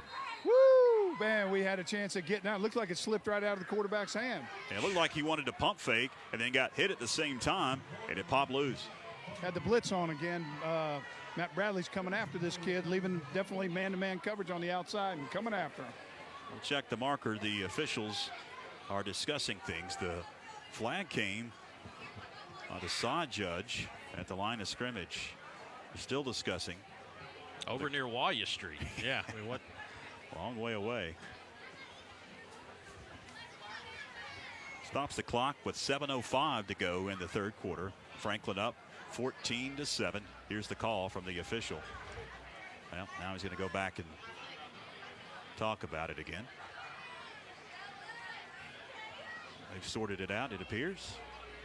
Defensive holding on Franklin. Wow. Be half the distance to the goal. Defensive holding, something that you do not see much of in high school ball. Going to call that on Bailey Watts against Kalen Inslee, I guess, Mike. I see where that flag's at. I didn't see that, Byron. Neither did Josh Brooks. I don't think he liked it a whole lot. So that's going to push it inside the 10 to the 9-yard line. And it's going to be 1st down and 2 for Hendersonville. 6:59 to go. The clock had started. Now it's going to roll again. They reset the play clock. 1st and 2. Now more flags.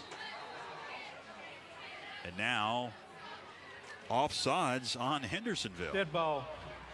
Offside on the offense. That'll back them up 5. This is going to make a 1st down and 7 upcoming here at the 14. I wonder if they got the offensive lineman a little jumpy because we are showing blitz early. Yeah, and I think the kid in the backfield is trying to tell his coach that. 1st down and 7. Woodson Hunter barks the line of scrimmage. 4 wide set. Grabs the snap. Going to take off. Does Hunter. Spins. Shakes one defender. Heads inside the 5 and then snowed under at about the 4-yard line. It'll be first and goal there for Hendersonville. That'll stop the clock briefly to move the chains. 6:20 to go in the third. Franklin up 14-7. They're just methodically moving the ball down the field right here.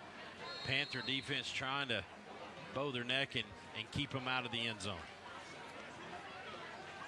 Hendersonville going to shift 3 wides to the left and 1 to the right in Ensley. Woodson, Hunter out of the gun. McMurray wing left, awaiting the shotgun snap. Grabs it, going to take off, run the option, picks to McMurray, and he's going to hit it into the end zone for the score. Hendersonville is 1 point away from tying this game with 5:55 to go in the third quarter. 14-13 Franklin.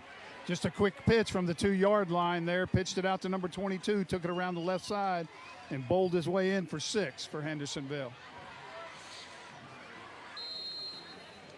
PAT about to be attempted by Ramirez out of the hold of Hunter, the quarterback. Snap is back. The kick is up.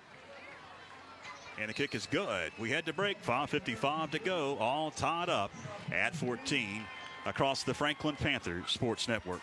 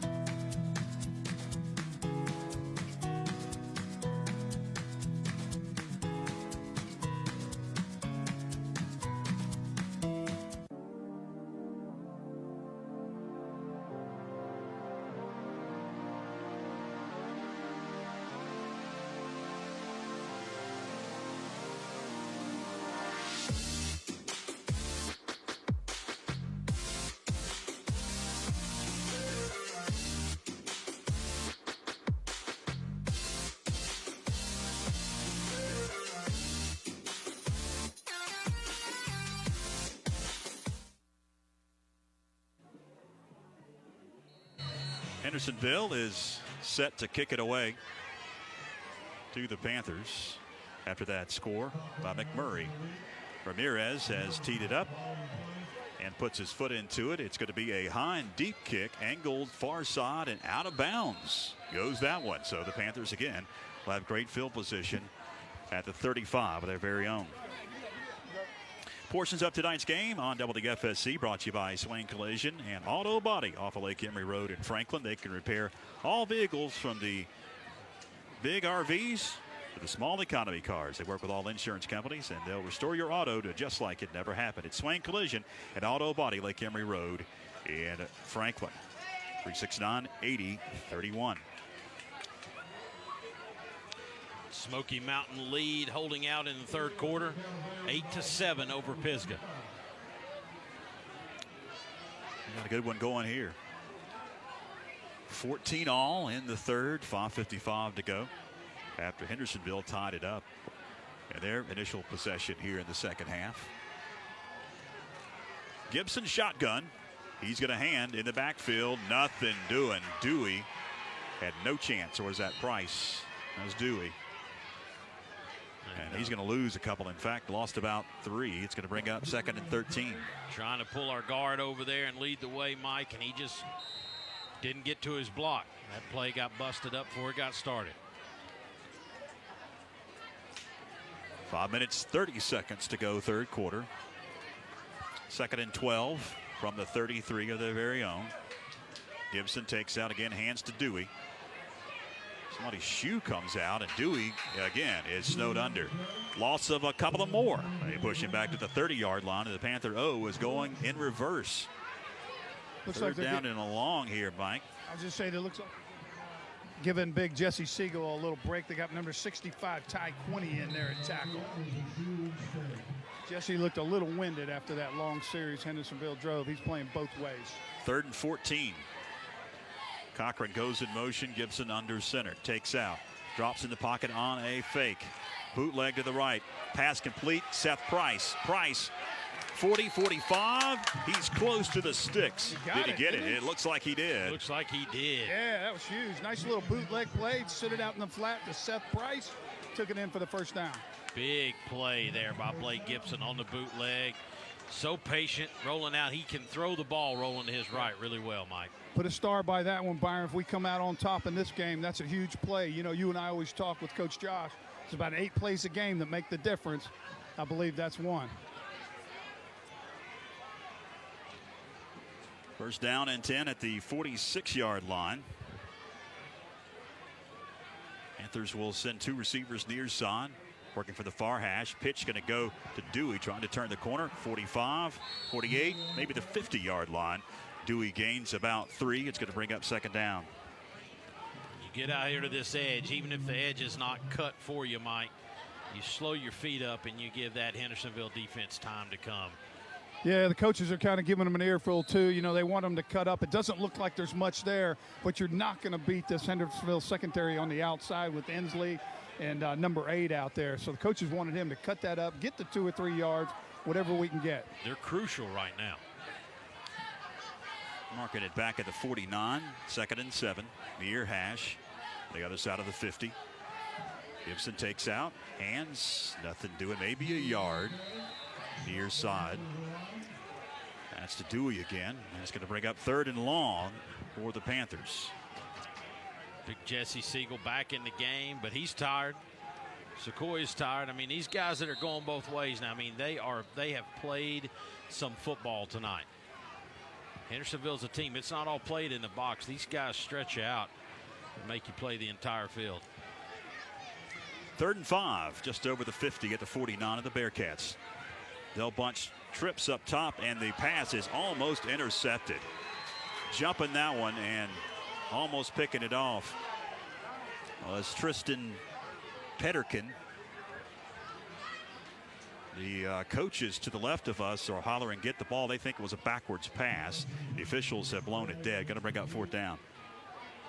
You know, I know what I want it to be, but I was a little of the same impression there. But either way, that play, again, was jumped from the start. They saw that one coming. They've watched film. They're prepared. 4th down. And they're going to go for it at midfield. Cochran goes in motion. Gibson under center. Takes out. Rolls far side on the play fake. Looks to fire. Looked like Cochran got tackled as the ball sailed over his head. Incomplete. No flags. And Hendersonville takes over at midfield. Well, Dylan Cochran out rolling with Blake Gibson rolling on the boot, Mike, and great defensive play, or potentially got there a little early on Dylan. I bleed Panther blood. He got there early, Byron. So the defense has got to stand. And midfield, Hendersonville, their high-powered offense, takes the field. Tied at 14 here at the pit. 2:34 to go, 3rd quarter. Hunter, a quarterback, signal caller for the Hendersonville Bearcats, takes a shotgun snap. And then heaves one far side, has a receiver. Inslee caught, then it was knocked away. Was it a incomplete pass or was it a catch and then in a fumble recovery? He didn't catch that ball. My goodness, are you kidding me? Wow. They're going to say complete at the 25-yard line. 1st and 10 for the Hendersonville Bearcats. 2:28, clock stopped briefly. Hunter, shotgun. Drops in the pocket, rolls near side, fires complete at about the 19, down to the 15, 14-yard line. Goes Dorian Allen, first catch for Allen tonight. Gains about 9, 2nd and 1. Mike, I'm going to say it too. I'm going to tell you right now, our kids playing both ways, they're a little tired right now. Yeah, you said it earlier. They're spreading us out, running us all over, but they're fighting like crazy, that's for sure. Near hash at the 15. 2nd and a yard for the Bearcats. Hunter's shotgun. Wing right to McMurray. 4 wide set. Barking out the call on the line of scrimmage. Grabs that shotgun snap. Fires incomplete. Had a wide open receiver. He was trying to hit Allen again. but it was a low liner, and Allen couldn't scoop it. Third down and a yard coming up. Got really lucky right there, guys. Dylan Cochran, that was going to be his man, and he was late getting there, but luckily a bad throw. You know, Byron, they started out the game, Hendersonville, with a 5-step drop. Boy, they are getting it out of his hands quick. That must be one of their adjustments at halftime. And you talk about running around. Bailey Watts has run 10 miles chasing number 10 tonight. 4-wide set, third and a yard. Hunter shotgun for the Bearcats. Going to hand to McMurray. McMurray picked up the first down as a flag comes in at the line of scrimmage from the back judge. He will check the marker. Stops the clock. 1:34 to go in the third quarter. The offense. 10-yard penalty. That'll help. The holding call. Going to back him up. Third down and 10 or 11 here. Yeah, could you imagine what if Bailey Watts had a pedometer on Mike Wood? It's gonna read quite a few steps tonight as he's chased Kalen Inslee around. Like you say, Coach Bradley put him on him all night, so whatever side of the field he goes, Bailey's chasing him down. Big play here, guys. Third down and 12 Let's go, dude. at the 26-yard line for the Hendersonville Bearcats. Shotgun for Hunter. Again, a 4-wide set. Drops in the pocket. Going to heave one near side. It's going to be picked off at the 15 up to the 22-yard line. Big turnover for the Panthers. Trying to grab a number. Chiato, number 8. Joseph Chiata. Great play. They had a little stop route over here. The receiver ran it out 10 yards, did a little hook pattern. Chiato, number 8, jumped it and intercepted it for the Panthers. Big turnover. What a huge play for the Panthers and for number 8, Joseph Chiata, making the most of his opportunity. And he's getting mauled by his teammates over here on the sideline. 1:27 to go in the third. We are tied at 14.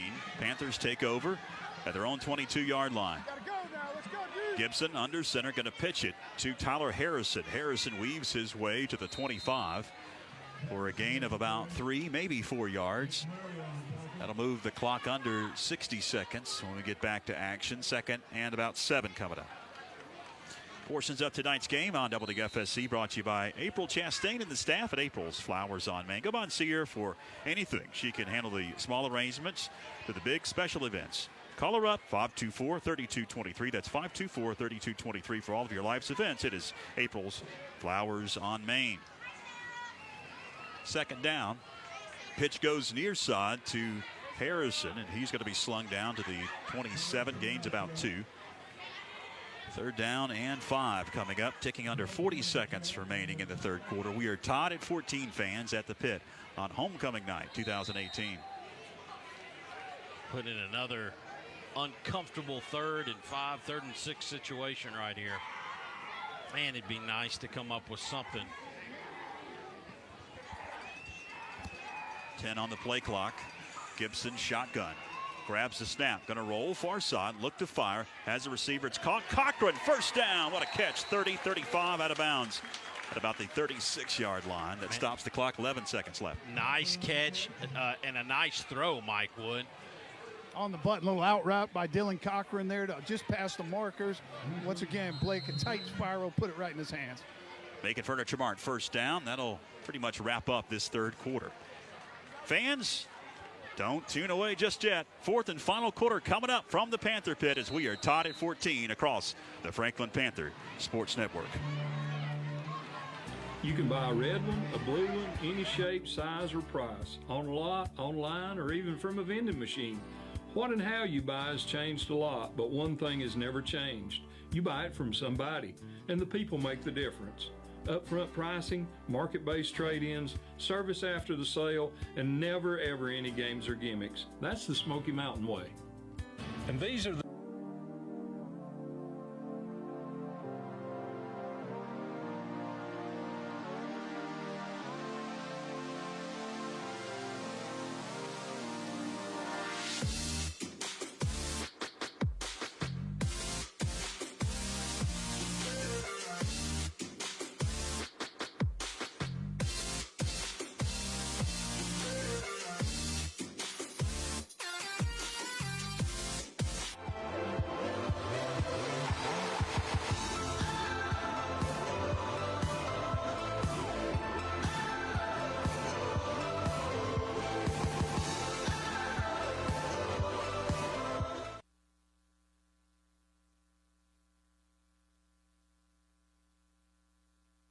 George Young, along with Byron McClure and Mike Wood, our Nathan's Body Shop and Record Service sideline reporter. 1st and 10 at the Panther 36. Gibson under center. He's going to swing it out far side. Gibson to Cochran. They could not connect, as that one was a little low and Cochran couldn't secure it. I think Dillon just basically needed out of his own hands, though. That maybe not a perfect pass, but it was enough to get it down. Dillon probably like to have that opportunity back. 2nd down and 10 at their own 36. Todd at 14 fans. Receiver to both sides, near hash. Gibson takes out, got a hand right up the middle. Stumbling forward, 42-yard line is Isaac Dewey. It's going to be about 4 yards shy of the line to gain. Well, 3rd and manageable now for the Panthers. Again, wasn't pretty, but Isaac Dewey hit that hole quickly and was able to get a nice gain out of it. Gives us an opportunity here on 3rd down. 3rd down and right at 4, maybe 5. Gibson takes out, hands to Dewey again, right up the middle. Dewey pinballing his way close to the sticks. I think he got it. Up to the 46, move the chains, make it Furniture Mart 1st down. Big play. Those were 2 nice holes in there by the offensive line. Sean Dunn, Hedden, Jesse Blackburn, Mariano Perez, and Mason Sequoia. They moved that defensive line on those last 2 runs. Mark it up at the 47.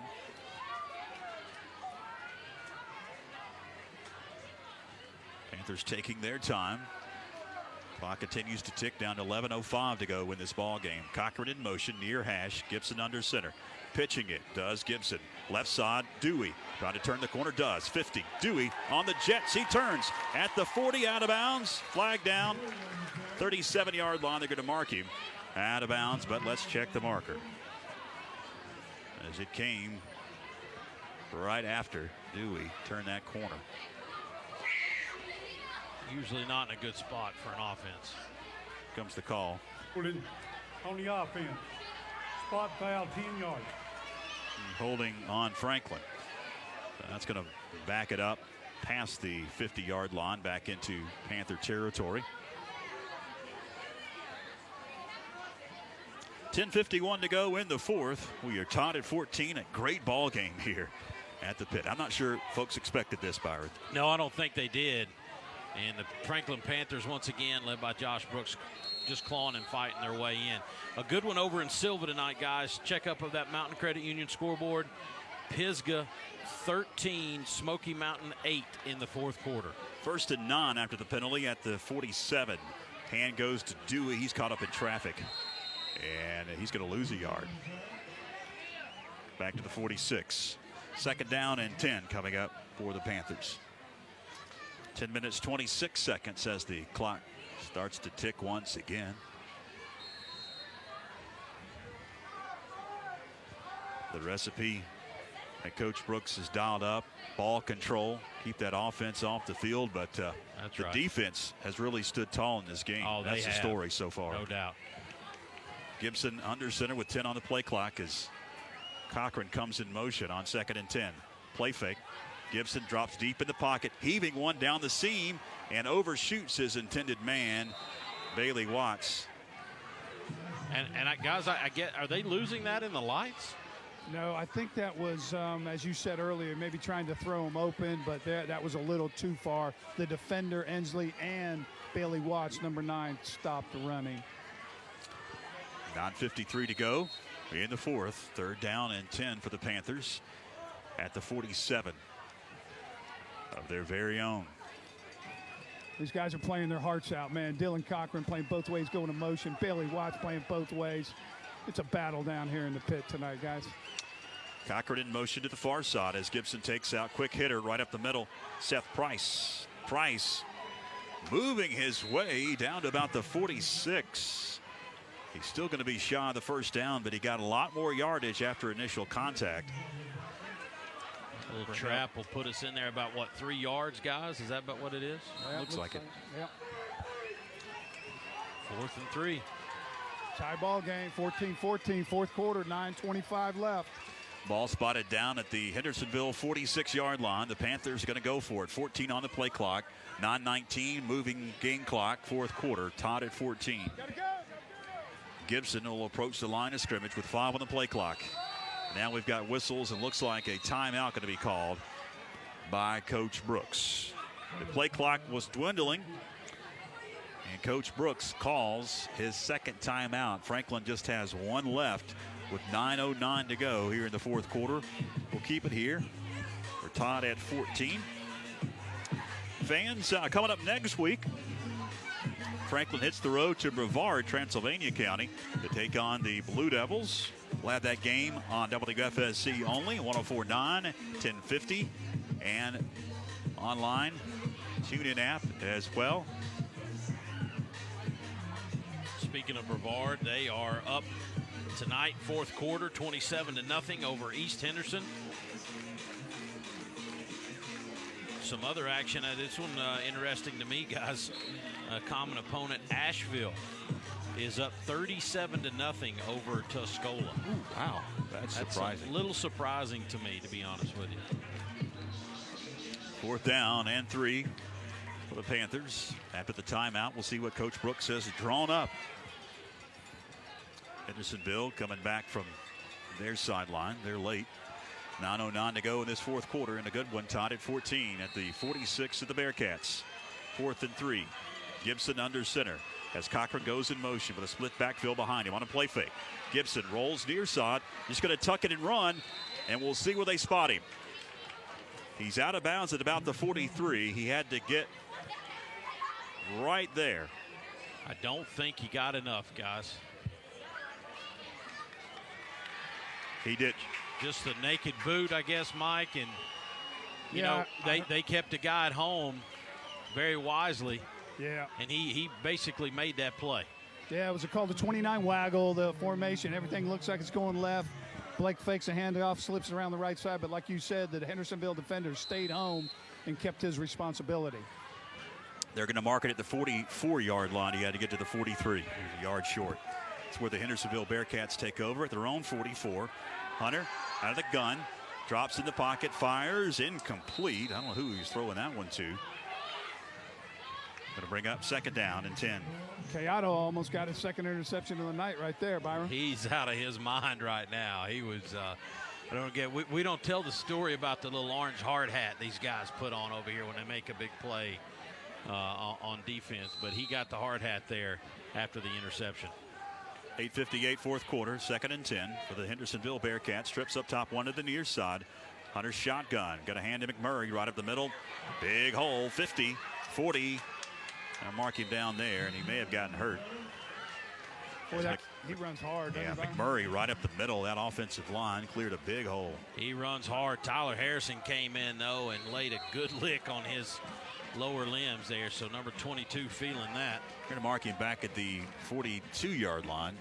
1st and 10 into Panther territory. Tied at 14 here at the pit. 8:40 clock ticking. Trips up top, one to the near side. Hunter's shotgun for the Bearcats. Wanting to run, possibly option. It was a RPO, and he's just going to tuck it and get nothing. Maybe a yard for Hunter, the quarterback. Got to bring up second down, and we'll call it 10. Big Chris Hedden came diving over the pile there and get a good shot in. His legs cramped up when he got up, but he got right up back in the line there. Tough kid. Gotta love number 77, Chris Hedden. And these guys, I'm telling you, we've got some warriors in there tonight, Mike. Yeah, they are. They're fighting. Both teams are fighting. Down to 8:04 to go. Shotgun again for Hunter. 2nd and 9, going deep. Has a receiver. It is incomplete. Ensley had to slow down. It was underthrown and broken up by Cochran. Guys, I'm not so sure that was in Inslee's hands for a split second. Now, I'm not going to say he did it on purpose, but Dylan trying to raise his hand up, I think, is what knocked that out, at least from my vantage point, Mike. I think it was hustle by number 4 there. They never gave up. He got beat. Bailey had single coverage on him. Safety coming over, which was Dylan. Never quit on the play, kept hustling. 3rd down and 9, 7:56 to go, fourth quarter. Ball spotted down to the Panther 41-yard line. Hunter shotgun. They get a 4-wide set. He's going to heave one over the middle. Caught at about the 35 and upended. 4 yards shy of the first down. So 4th down coming up. Pass complete to Garrett Norris for the Bearcats. And if you're watching, you see a definite difference in the pace of play, George. I mean, Franklin content to chew up clock and time clock. Hendersonville makes a play. They're right back on the ball, ready to go. Bunch trip set to the near side. They'll stack 2 receivers up top. Shotgun for Hunter. On 4th and 4. Takes out. He's going to take off. It was a Wildcat. Direct snap to Ensley. He does not get it. Takes it off left side, and he's going to be hemmed in and dropped at the 34-yard line. What a funky formation, guys. They had number 64, offensive guard, lined up in the receiver position. Wildcat with Ensley. Defense was chaotic, didn't know what to do, but made a great stop on 4th down. Mike, I hope that's one of your 8 plays right there, because that's huge. That was huge. And what was great about it, such a formation, I don't think we saw that on film. No timeout was called and still executed proper defense. 7:13 to go in the 4th quarter. Franklin takes over at their own 34-yard line. 1st and 10. Near hash. Gibson will send 2 receivers up top at Bailey Watts and Dylan Cochran. He'll work with 2 backs behind him in a split backfield. Gibson takes out, pitches to Harrison. Harrison turns the corner, 40 to about the 42-yard line. Harrison with a little bit of a seam, turned on the Jets and picked up about 7. And that's exactly what you were talking about earlier, Mike, where you've got to see that seam, and it might not be the touchdown seam, but it might be the 3 yards we need to keep the chains moving. It was, and he got in behind Sean Dunn, number 71, and Mason Sequoia, number 47, put his helmet on the back of their backs and just took it for another 3 yards. 2nd down. I'll call it 2 on the scoreboard. As Cochran comes in motion. We've got whistles and a flag from the back judge.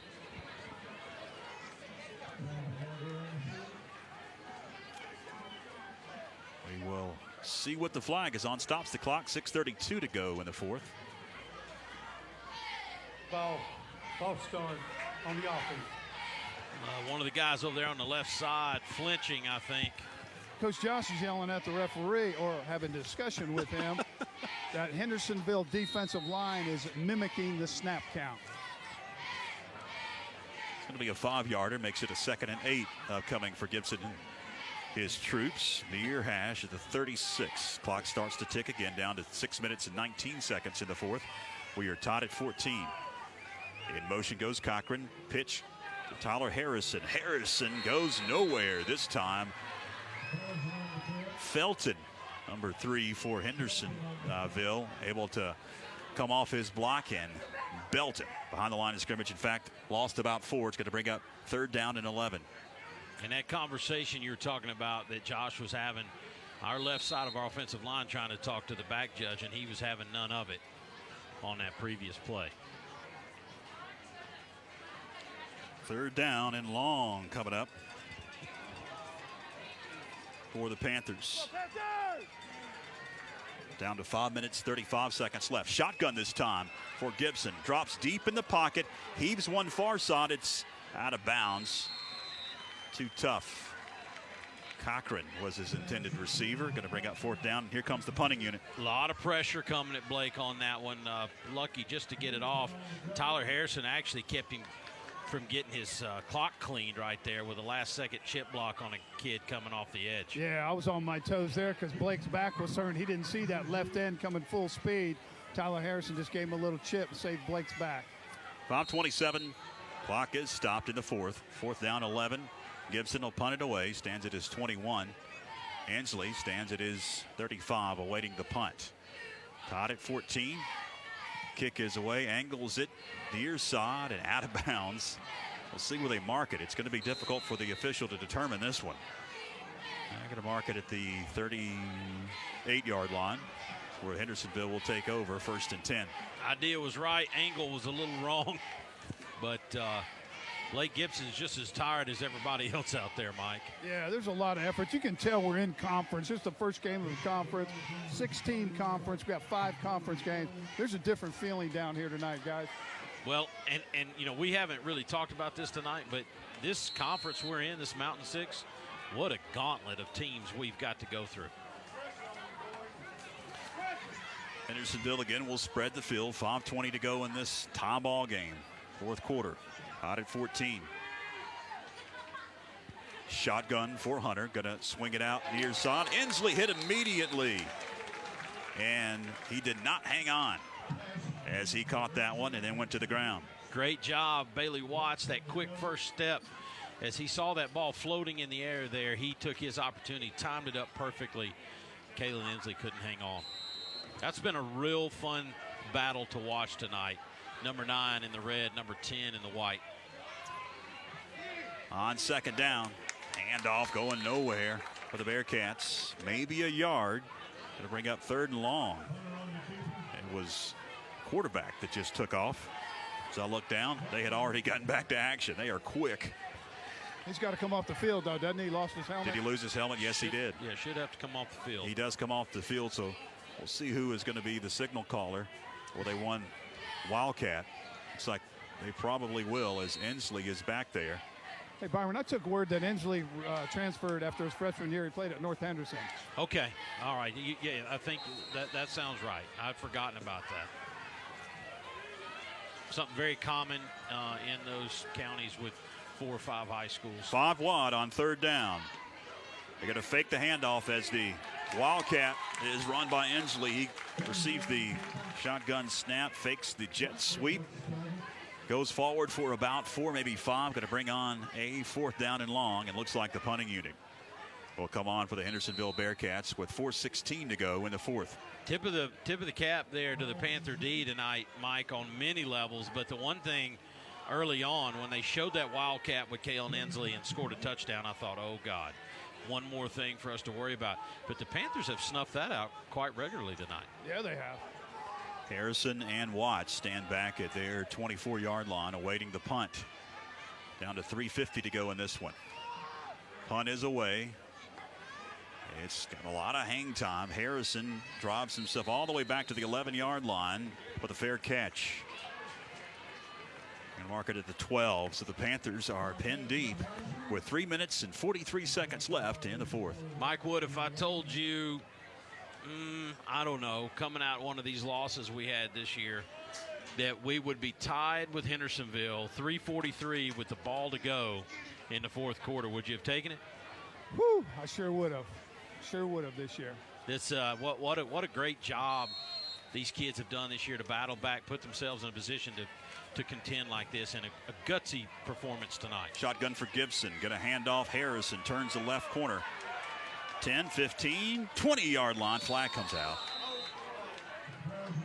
And that is not good news if you're a Franklin Panther fan. Going to get Bailey Watts on a hold, Mike. Yeah, that side judge said Bailey had hold of his jersey. On the offense. Main 1st down. Fans don't like it.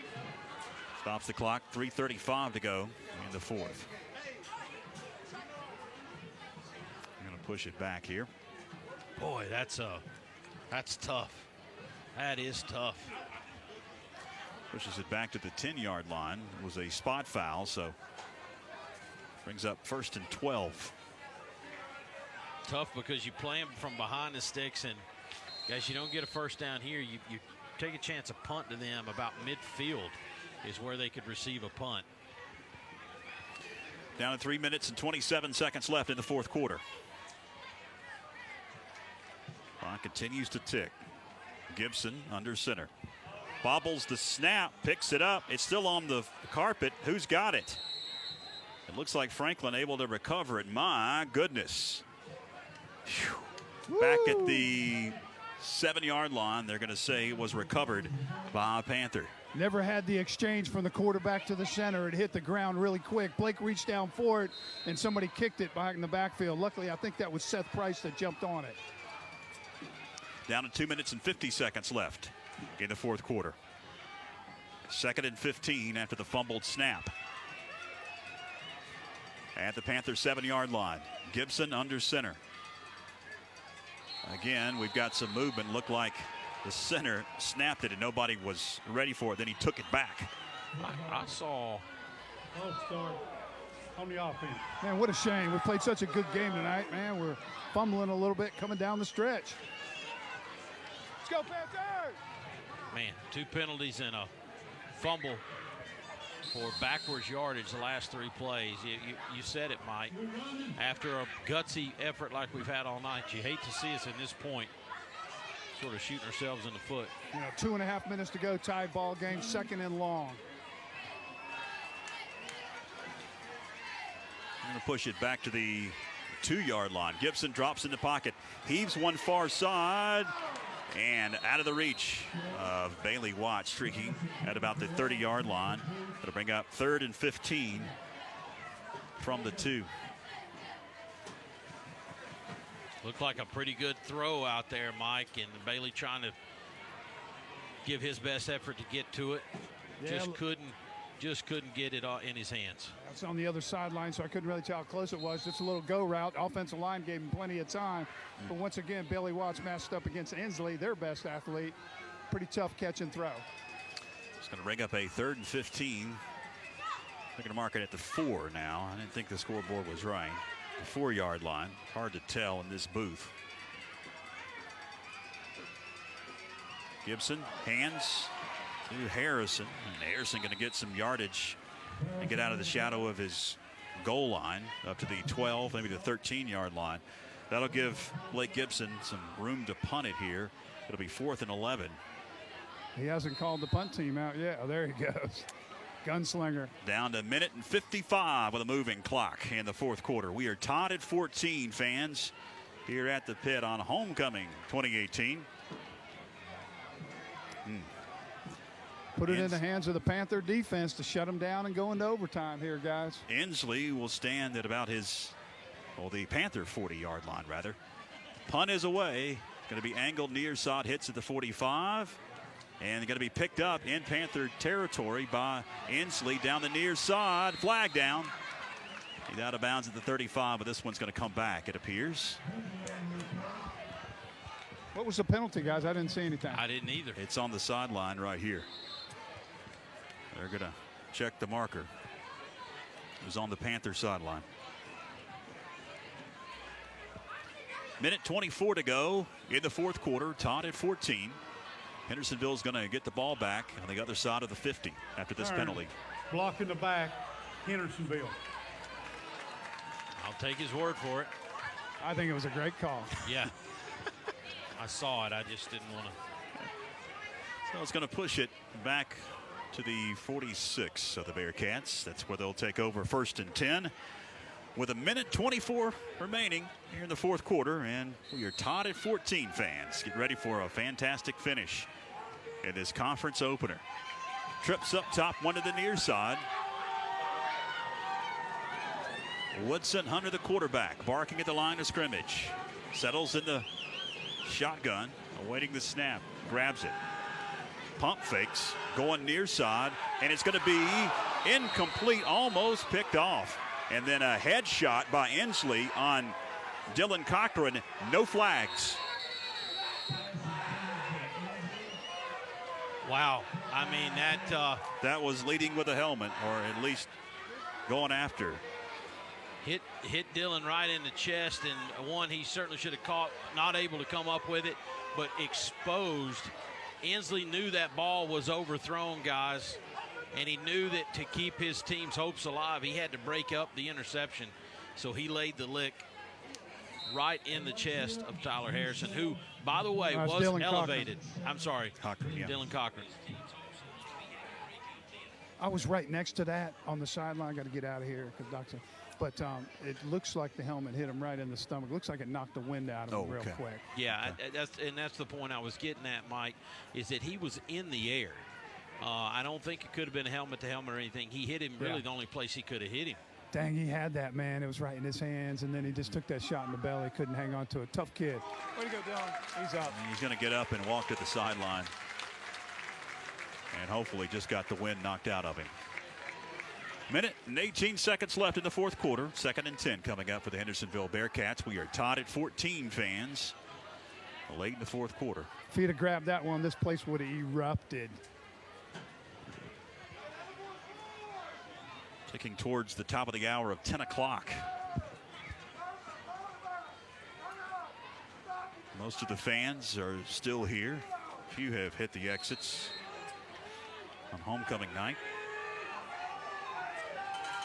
Trip receivers up top with the Hendersonville Bearcats. Delon Inslee to the bottom of your screen if you're watching on Facebook or YouTube. Hunter drops in the pocket. Pressure is on. Heaves one. It's going to be caught at about the 46 into Panther territory.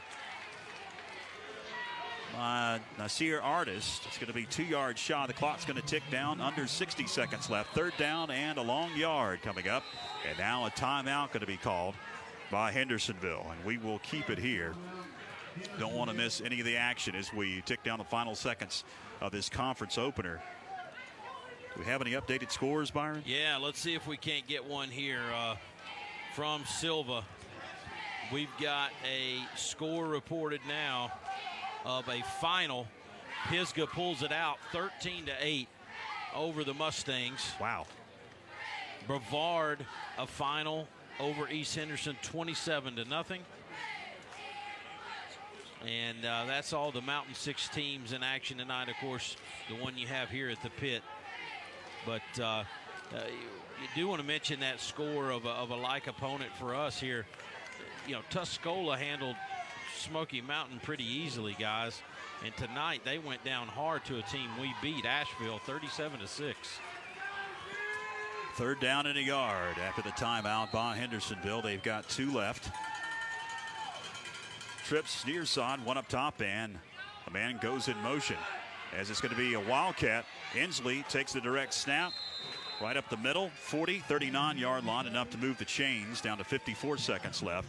1st and 10 for Hendersonville. They'll work quickly now. They'll start the clock here in a few moments after they set the sticks. 4-wide set. Woodson Hunter, the signal caller, grabs the snap, and then we've got whistles. Ball offside on the offense. Offsides on the offense. Didn't see the flag. It was on the far side. It came out right at the snap. It'll be a 5-yarder. Pushes it back to the 44-yard line of the Panthers. 50 seconds left here in the 4th quarter. Tied at 14. Clock starts to tick down to 48 seconds left. This point of the game, Mike, Bailey Watts giving Kalen Inslee about 10 yards on the line of scrimmage. 4-wide set. Hunter in the gun. Drops in the pocket. Fires far side, complete at the 40, 35. First down. Oh, he's going to be 5 yards shy of the first down. Gains about 6. That was Caleb Green on the far side for the Hendersonville Bearcats. Stops the clock. Did they call timeout? They did. Byron, what kind of leg does the kicker from Hendersonville have in your research? Did you see any kicks or anything? I didn't see. I mean, he's not going to be able to boot it from obviously not from this deep, but not even. I'd say they've got to get it inside the 20. I mean, really, to have a legitimate chance. I didn't see any exceptional length, not only in field goal opportunities, but extra points. And you know what's fun about this game, too? In my opinion, the best part of our defense is our secondary, their experience. They've been here for years. Henderson's best part of their offense is their receivers. It's been a really fun cat and mouse game down here tonight.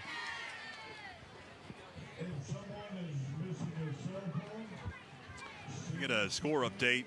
Cherokee up 34-17. I don't know if that's a final or not over Rosman. 32 seconds left. 2nd and 5 after the timeout. Hendersonville has one, so does the Panthers left. Late in the 4th. Hunter, shotgun, hands to McMurray, right up the middle, big hole. 25-20 to about the 19-yard line. That'll stop the clock briefly. 26 seconds left. That'll move the chains. I'll mark him a little farther than I thought. They're going to pull it back now to the 19. Clock starts to tick. 25 seconds left. Shotgun. It looked like he bounced it up there. I don't know what that was. He finally spiked. Now here comes a flag.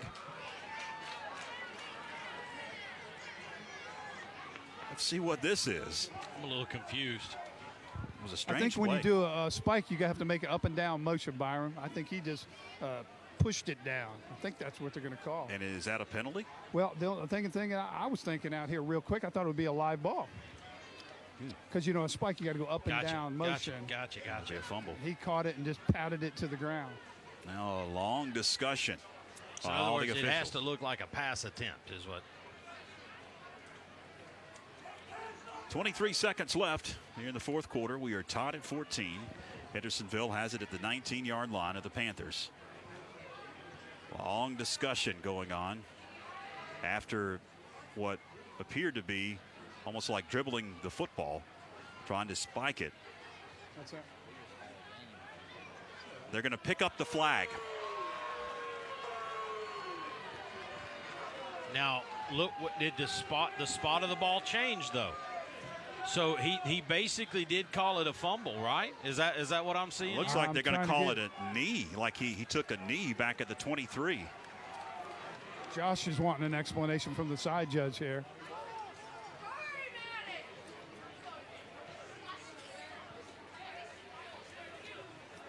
They're going to leave the spot back at the 24 officially.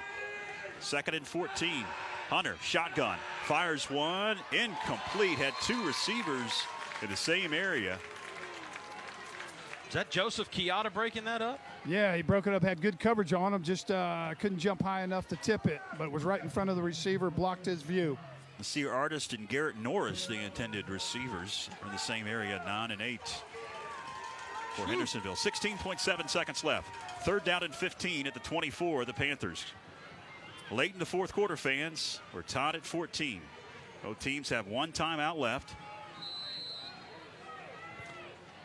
Shotgun again for the quarterback, Hunter. And the Bearcats. They're going to hand. I think he took it out of the belly of his running back after he was blown up at the last second. He took off, did Hunter, the quarterback, down to the 16-yard line, and they're going to drain it down, looks like, and bring on the field goal unit. They are at the 16. Well, I talked about him getting inside the 20, and that's exactly where they're at. And they're only there because of that headsy play by their quarterback.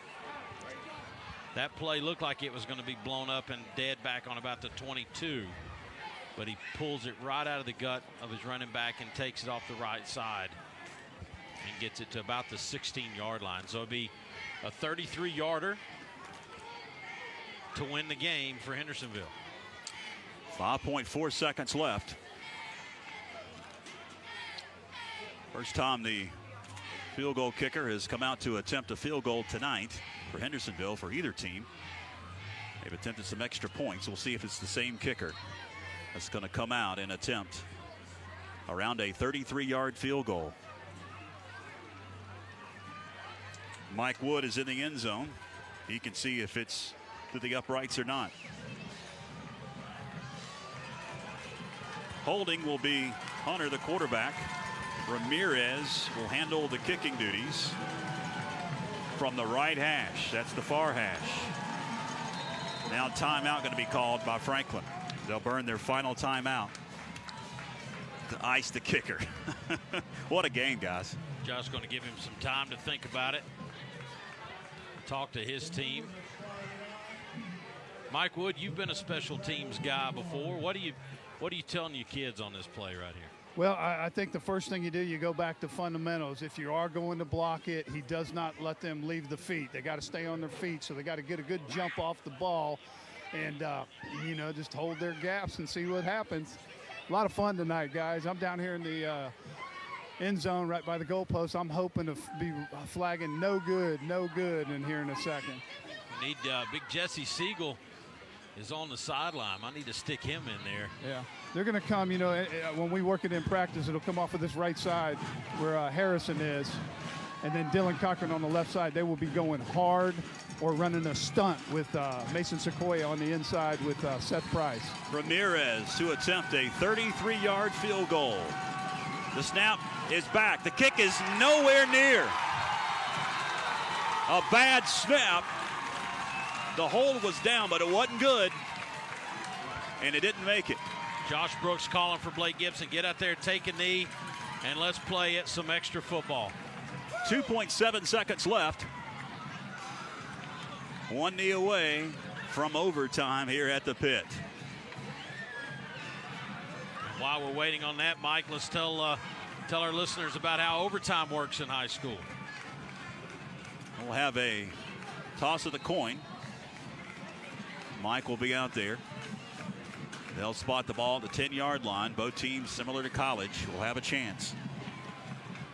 Whoever wins the toss elects to go on defense first or offense first.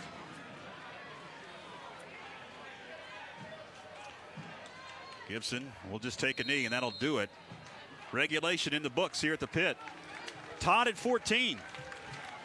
We'll take a quick timeout, come back for the toss of the coin in the first overtime period across the Franklin Panther Sports Network. Hi, I'm Bryson Burt with Homestar Mortgage. I am a direct mortgage lender, and I finance dreams. Are you ready to buy a home? Good news. I can help you achieve the dream of home ownership. We have programs that can allow you to finance the dream with zero money down. Here at Homestar Financial, we take pride in helping our clients find the perfect mortgage that fits their needs. If you or anyone you know is looking to purchase a home, let me help finance their dream. Call me today or stop by my office. You can buy a red one, a blue one, any shape, size, or price, on a lot, online, or even from a vending machine. What and how you buy has changed a lot, but one thing has never changed. You buy it from somebody, and the people make the difference. Upfront pricing, market-based trade-ins, service after the sale, and never ever any games or gimmicks. That's the Smoky Mountain way. And these are the Smoky Mountain people. Smoky Mountain Chrysler Dodge Jeep Ram, 556 Highlands Road in Franklin.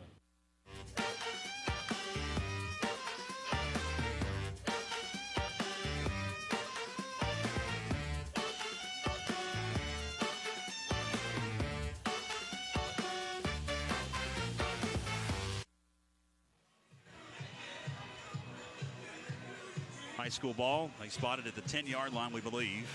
Both teams, similar to college, has an opportunity. They'll send the captain out for the toss of the coin, and our captain will be out there here in just a few moments. And it's critical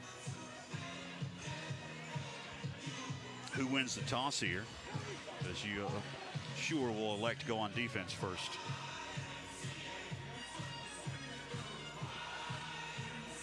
See if the official will turn his mic on here. And our mic is in the huddle, so we're not going to get the audio of the toss of the coin. And the official doesn't have his mic on. And we will see how this turns out. The quarterback, check that, the running back McMurray along with the quarterback Blake Gibson. Appears that Franklin has won the toss. And again, the official's wearing a mic, but he's not. Doesn't have it turned on, which doesn't do us any good. They're still talking things over. I don't know what they're talking about. Probably going over the rules. Again, both teams will get it on the 10-yard line, get a chance to score, 4 downs. If you can't plug it in, you can play for a field goal. Of course, with understanding there that the other team. Here's a call from the official.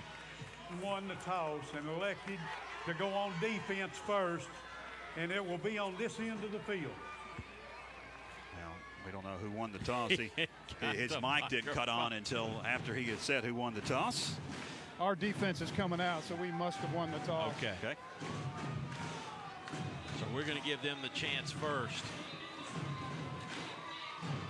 Defense have played big all night, Mike. It'd be nice to put a. Yeah, and Matt Bradley called everybody up when they were doing the coin toss. Gave them a great little speech talking about this is our home field. We come to win. Give everything you got. You know, the old Newt Rockney speech, man. But it was great. The kids bought in. Good time. These kids are excited. I'm going to tell you something right now. Those of us right here, fans of the Franklin Panthers, will drive home tonight. Obviously, we'd like to win, but no matter how this game comes out, I'm just proud of the way these kids have fought. They have played their guts out tonight. Hendersonville on offense first. They'll spot it at the 10-yard line. It'll be first and goal. First overtime, first possession in overtime. Hunt, shotgun, takes the snap, drops, rolls far side, looks to fire, in the end zone, incomplete. Had a receiver who went over his hands. It's like he was trying to hit Dorian Allen. Second down. Pass a little behind him and a little hot as he rolled out to his left. They tried to hit Inslee on an in and out route where they ran him on a quick slant and then turned him go to the back corner. It was covered really good by that right side of the Panther defense. I actually thought the quarterback was going to tuck it and try to run it in. 4 wides, 2 to the right, 2 to the left. Hunter shotgun again for the Bearcats. Wing right and McMurray awaiting the snap. He grabs it, hands to McMurray. He's going to be hemmed in at the line of scrimmage and dropped. Third down, goal from the 11. A play that they gashed us with late in the fourth quarter. We shut the door on it quickly. And that was Panther defense. I'm down here in the end zone watching that play develop. The hole was open. One Panther grabbed the shirt, and then before you knew it, there was 4 Panthers pounding on the kid. 4 wide set on 3rd and goal from the 11. Hunter shotgun for the Bearcats. Grabs the snap, gonna roll, far side. Look to fire, pressure is on. Heaves one, incomplete. Oh, what a play there. I think it was Mason Sequoia who got up the field and hit that quarterback in the gut right as he was releasing the ball. Made the pass short. Here comes the field goal unit on 4th and goal. Only time kept in overtime is the play clock. Keep your fundamentals. Keep your fundamentals. Going to be a 27-yard field goal for the middle of the field for Ramirez, the kicker. He's got the distance. Wide left. Oh, my goodness. Oh, my goodness. He pull hooked it left. Looked like a good snap. The holder got it down, and he just yanked it left like a Brooks 9-iron. Mike, you know how it is. I mean, you're in a situation like that. You want to look up and see it as quickly as you can. Kid lifts his head up right there, drags his leg around his hip instead of going through his natural motion, and you called it. He just snap hooked that to the left. And I tell you, I've been around this team a lot of years. With that momentum and that energy on the sideline like you see down there, I say we score on the first or second play, a run right up the middle. All the Panthers need is either a field goal or a touchdown, and the game is over. It's a Panther victory. What about a little trap call right here, right up the middle? No one's Coach Josh. We are going to pound that baby right up the middle, A and B gap. Here we come, Panthers. Gibson out of the gun on 1st and goal from the 10. He's going to hand to Tyler Harrison. Turns the corner. Harrison got a block to the goal line. Dives. Did he make it? Touchdown. Boom! No, they're going to mark him out of the 4-yard line. Wow. Man, what an effort, though. Tyler Harrison dove like Superman through the air, leaped about the 5-yard line. I thought he got the ball and hit the pylon. He hit the pylon. They're readjusting the pylon, but they're going to say he went out of bounds at the 4-yard line. As he tried to set the edge and turn the corner, he said his foot went out. 2nd and goal from the 4. Gibson hands to Harrison. Harrison fighting to the 2-yard line. Maybe the 1. He fumbled it. I believe the ball popped loose. It did pop loose. Chris Hedden jumped on it in the end zone. He thought it was a touchdown, but the referee's calling knee down. 3rd and goal from the 1. Game over right here, guys. Let's punch it in. Quarterback sneak, I'll bet you. Timeout, Hendersonville. Yeah, they want to talk about this. Pandemonium down here. It's going crazy. We'll keep it here. Man, what a turn of events. It's going to be 3rd and goal from the 1-inch line when play resumes. I think we may have set a record for the number of folks watching on Facebook. We've got the number. Of course, we've only done this now for 2 weeks, so yeah, it's pretty easy to set records. Absolutely. And if you're listening and not watching, FHSPanthers.com, we've got the feed from Backlot Cinema going straight on the front page of FHSPanthers.com. Pull up your smartphone, watch these last few seconds. Panthers sitting on, what, the 1-yard line, is that? It's inside the 1. Inside the 1, guys. It's a quarterback sneak for the victory. And then Tyler Harrison better make room on his trophy shelf. Absolutely. For Wyatt Insurance Player of the Game. go, D, come on! Woo! A lot of energy down here. Offensive line chirping, they're ready. Gibson will work under center. Price and Harrison behind him. Quarterback sneak. Yeah, baby, game over. Nope. Flag. My goodness.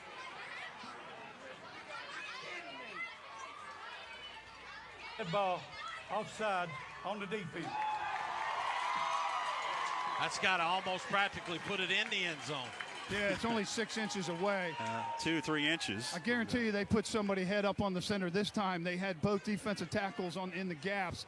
Blake ran through untouched. They'll put a nose guard up there this time. Gibson under center, 3rd down and goal at the 1-inch line. Again, quarterback sneak. I don't know. There was a fumble exchange, it appears. The officials will umpile. I don't think he got in. I don't see a signal. He didn't get in. All right, here comes Sam Conway. First year playing football, soccer player. Coach Kyle Garner's worked with him all summer, all season. He's got his opportunity right here, guys.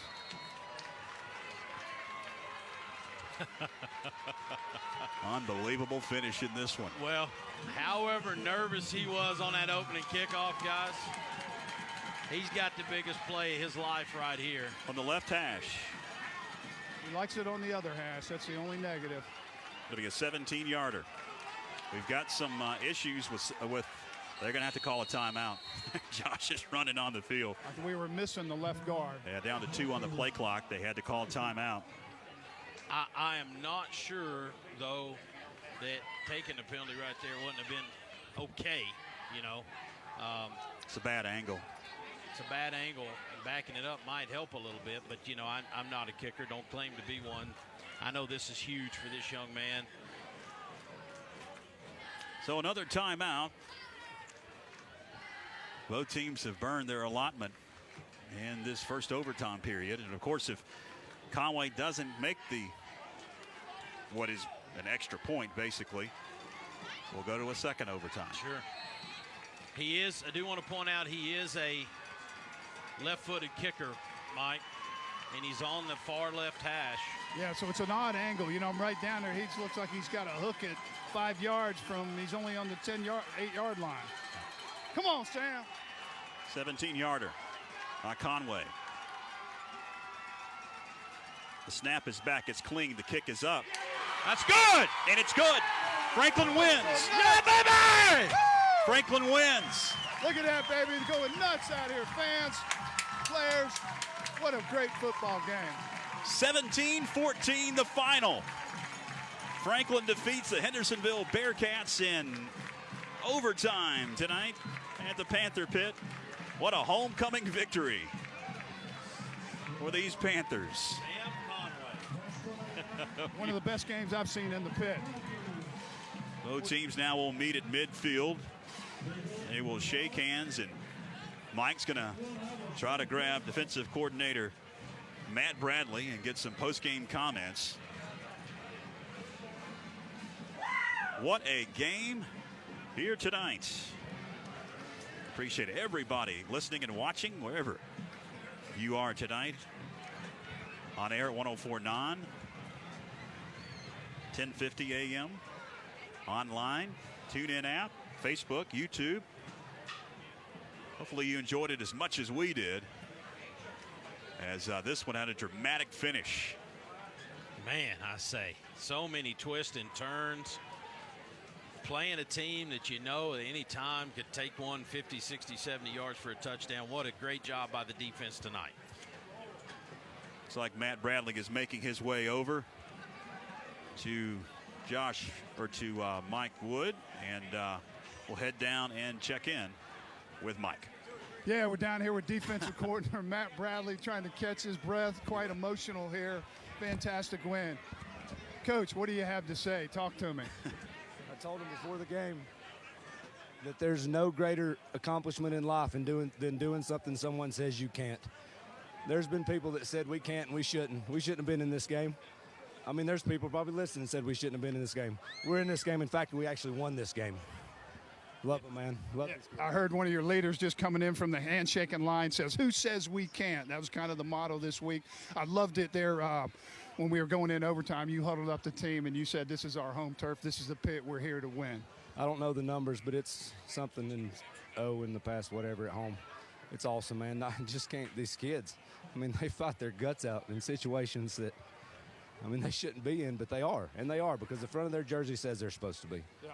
Hey, and just a couple questions technique-wise. You know, we came out and played a little soft coverage on them. Then I noticed in the first quarter you tightened up, played a little press, threw them off rhythm. Then you looked like you played a little bit of zone, dropping Sequoia there in the flat. So you gave them a lot of looks tonight. Yeah, that was the plan going into it. A lot of different looks, a lot of different zone coverages.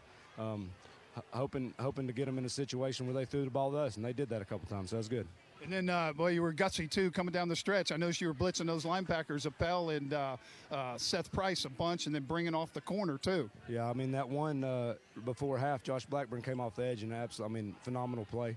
Ran a great stunt. I mean, these guys were blitzing with a purpose and blitzing to the run to pass. I mean, it was just they fought their flipping guts out. Yeah. Guys, I wish you could see Matt's emotions on his face. They worked hard this week. Fantastic win. Thanks for your time. That's why we do this, man.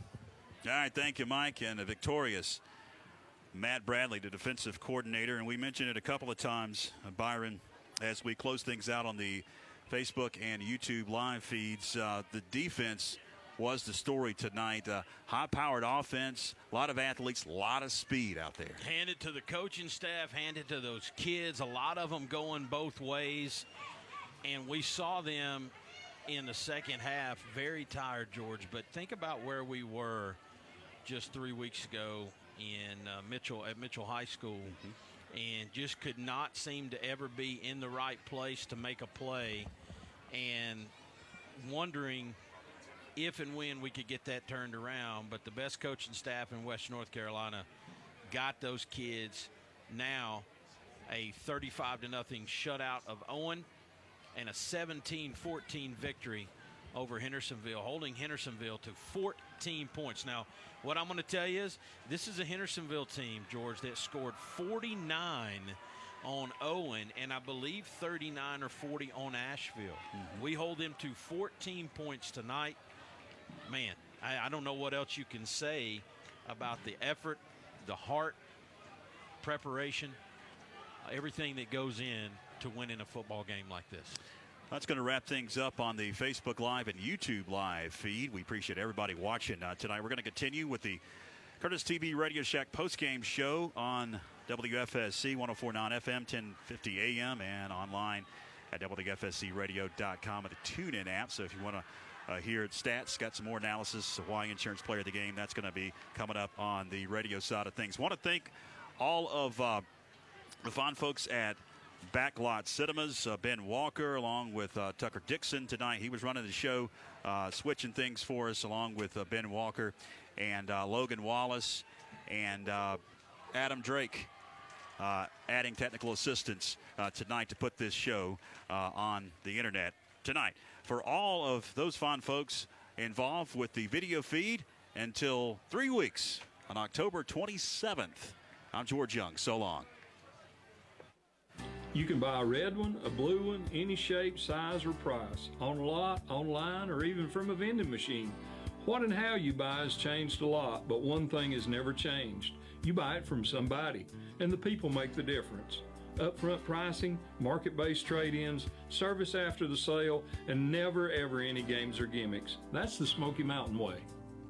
And these are the Smoky Mountain people. Smoky Mountain Chrysler Dodge Jeep Ram, 556 Highlands Road in Franklin.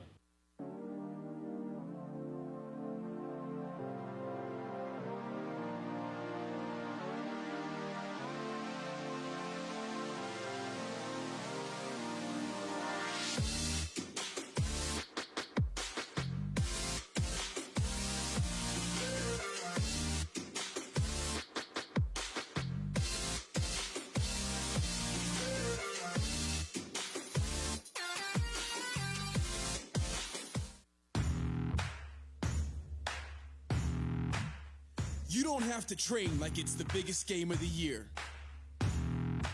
That's nonsense.